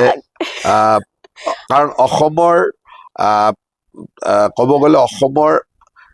ইতিহাসত আগ্ৰাসনকাৰী কোন এই আগ্ৰাসনকাৰীৰ পৰা আমাৰ অসমীয়া জাতিটোৰ ভয়াৱহতা মোৰ বেছিকৈ জানিবলৈ মন যায় আগ্ৰাসনকাৰী বা বেদখলকাৰী আৰু অচিনাকি মানুহ এইখিনি একেই নহয় নেকি অচিনাকি মানুহ চব নহয় নেকি আমি কওক আপুনি যদি অন কেমেৰা আমি কিমান আছে চাৰ্জ কিমান আছে যাব পাৰো নে সামহাও চলি আছে আমি সোনকালে ক'ব লাগিব নহলে আমি বাকীখিনি আমি অফ কেমেৰা পাতিম আৰু প্ৰথম কথা হ'ল যে অসমৰ ভাষা সাহিত্য সংস্কৃতি এইবিলাকৰ প্ৰতি ভাবুকি অনা মানুহবিলাকে আগ্ৰাসনকাৰী অসমত বহুত মানুহে আছে যে অসমখন এনেকুৱা এখন ঠাই যে ইয়াত আমাৰ নিজস্বতা বুলি বা আমাৰ যিখিনি যাক লৈ আমি গৌৰৱ বোধ কৰোঁ এই গৌৰৱ বোধ কৰা বস্তুবিলাকক নিঃশেষ কৰিবৰ কাৰণে আসাম মানুহে কাম কৰি আছে ই আজিৰ পৰা নহয় ই স্বাধীনতাৰ আগৰ পৰাই কাম কৰি আছে স্বাধীনতাৰ আগত কোনোবাই গ্ৰৌমৰ ফুট বুলি ইয়াত মানুহ লৈ আহিলে আমাৰ জনগাঁথনিটো পৰিৱৰ্তন কৰাৰ চেষ্টা কৰিলে তাৰপিছত সেইসকলৰ বিৰুদ্ধে যথেষ্ট তীব্ৰতাৰে থিয় দিলে গোপীনাথ বৰদলৈৰ দৰে মানুহ, বিষ্ণুৰাম মেধিৰ দৰে মানুহ। আৰু সেই বিষ্ণুৰাম মেধিক অসমৰে কোনোবাই হয়তো মানে মুখ্যমন্ত্ৰী পদৰ পৰা আঁতৰাই পাঞ্জাৱৰ গৱৰ্ণৰ বনাই দিলে। এনেকুৱা মানুহ অসমত আছে। গতিকে এই যুদ্ধবিলাক আজি নহয়, চলি আছে। চলি এতিয়া আহিলে। এতিয়া এই যুদ্ধখন হিমন্ত বিশ্ব শৰ্মা ডাঙৰীয়াৰ নেতৃত্বত আমি যুঁজি আছো। এই আগ্ৰাসনকাৰী আৰু বেদখলকাৰী দুইখিনি অচিনাকি মানুহ হয় নে নহয়? আপুনি যে ক'লে বেলেগ বুলি। বেদখলকাৰীটো বেলেগ। বেদখলকাৰী হল যি বেদখল কৰি আছে, বেদখল কৰি আছে, আগ্ৰাসন কৰা নাই। বেদখলকাৰীৰ মাজতে আগ্ৰাসনকাৰীও আছে। কিছু আগ্ৰাসনকাৰীও যিটো বেদখলকাৰী। কাৰ্বি আংলঙতো হৈ গ'ল ধৰক, বাহিৰা মানুহো আহি অনাঅসমীয়া মানুহৰ কাৰণেও বহুত ডাঙৰ এখন হেৰি হ'ল। বাৰু বৰ ধুনীয়াকৈ মুখ্যমন্ত্ৰী হিমন্ত বিশ্ব শৰ্মাই সেই বস্তুটো টেকেল কৰিলে, কিন্তু সমাধান এইটো সম্পূৰ্ণৰূপে হোৱা নাই, সময় লাগিব। অসমত এটা কথা ঠিক যে অসমৰ প্ৰতিটো জাতি জনগোষ্ঠীৰ সেইটো মানে উজনিতো বহুত হেৰি আছে, কমপ্লেইন আছে যে বহুত অনাঅসমীয়া মানুহে অসমীয়া মানুহৰ ভূমি বেদখল কৰি। এতিয়া এই কথাটোৱে হ'ল যে যিসকলে আমাৰ সংস্কৃতি আমাৰ সভ্যতাক আগ্ৰাসন কৰিব বিচাৰে তেওঁলোকে কেতিয়াবা অসমীয়া বিভিন্ন জনগোষ্ঠীৰ মাজত সংঘাত লগাই দি এই আগ্ৰাসনটো কৰিব বিচাৰি থাকে। গতিকে আমি ইয়াতো সাৱধান হ'ব লাগিব যে আমি আমাৰ নিজৰ জনগোষ্ঠী কেইটাৰ মাজত যাতে সংঘাত কৰি দি পেলাই সেই আগ্ৰাসনকাৰী আৰু আকৌ নিজৰ বেনিফিটটো লৈ নলয়, তাৰ কাৰণে সচেতন হ'ব লাগিব। বুজি পাইছো, আপুনি সাংস্কৃতিকভাৱেও আমি সচেতন হৈ থাকিব লাগিব, সেইটো কথা কোৱা হৈছে। ধন্যবাদ জনাইছো। আমি সামৰিব লাগিব, বহুত কথা থাকিয়ে গ'ল আৰু পাতিব লাগিব। পিছত আমি আকৌ লগ হ'ম। 26ৰ নিৰ্বাচনলৈ বহু সময় আছে এতিয়াও, গতিকে আপোনাক লগ পাই থাকিম, তাৰ পিছতো পাই থাকিম, তাৰ আগত বেছিকৈ পাম নিশ্চয়, কাৰণ প্ৰশ্নবোৰ বেছিকৈ থাকিব তেতিয়ালৈ। নিশ্চয় ধন্যবাদ জনাইছো, বহুত বহুত ধন্যবাদ। আৰু সঁচাকৈ শেষলৈ এটা কথা মই মানিব লাগিব যে যিগৰাকী জয়ন্ত মল্ল বৰুৱাৰ কথা আমি প্ৰথমতে ভাবিছিলো, মন্ত্ৰী জয়ন্ত মল্ল বৰুৱা খুব এগৰাকী অভিমানী মন্ত্ৰী বুলি আমি ভাবিছিলো, যে খুব বেছি অভিমান কৰি থাকে, নিজৰ মাজতে মই এটা লৈ থাকে। আপুনি মই যিটো বুজি পালো যে আপুনি সেইজন নহয়, কিন্তু আপুনিও বৰ জেদি মানুহ এজন। আপুনিও নাইৰে আপোনাৰ মতটো আপোনাৰতো শুদ্ধ হবই লাগিব, ময়ো একে জেদি মানুহ এগৰাকী, ময়ো মোৰ জেদটো এৰা মানুহ নহয়। গতিকে ভাল লাগিলে কথা পাতি। আগন্তুক সময়বোৰ ভাল হওক, অসমখনৰ ভাল হওক। বিশেষকৈ যিবোৰ সমস্যা, নিশ্চয় সমস্যাবোৰ শেষ হৈ যোৱা নাই, সমস্যা কমি আহিব পাৰে, কিন্তু সমস্যা শেষ হৈ যোৱাটো এখন গণতন্ত্ৰৰ চিনো নহয়। গতিকে আমি আশা কৰো যিবোৰ সমস্যা আছে এতিয়াও, সেইবোৰ বাঢ়ি নগৈ কমি আহক, আৰু আমাৰ প্ৰশ্নবোৰো প্ৰত্যেক বছৰে সলনি হৈ থাকক। একেবোৰ প্ৰশ্ন নহয়, পানী নহয়, একেবোৰ প্ৰশ্ন বানপানী নহয়, একেবোৰ প্ৰশ্ন উন্নয়নমূলক কিছু কথা যিখিনি হোৱা নাই বুলি নকৈ আমি হৈছে বুলি কৈ সেই প্ৰসংগটো তাতে সামৰি পেলাই ফুল ষ্টপ দি দিব পাৰো, তেনেধৰণৰ প্ৰসংগ হওক, নতুন প্ৰশ্ন হওক। আকৌ অহাবাৰ আমি আপোনাৰ সৈতে এনেকৈ বহি কথা পতালৈ সকলোকে ধন্যবাদ জনাইছো। ধন্যবাদ।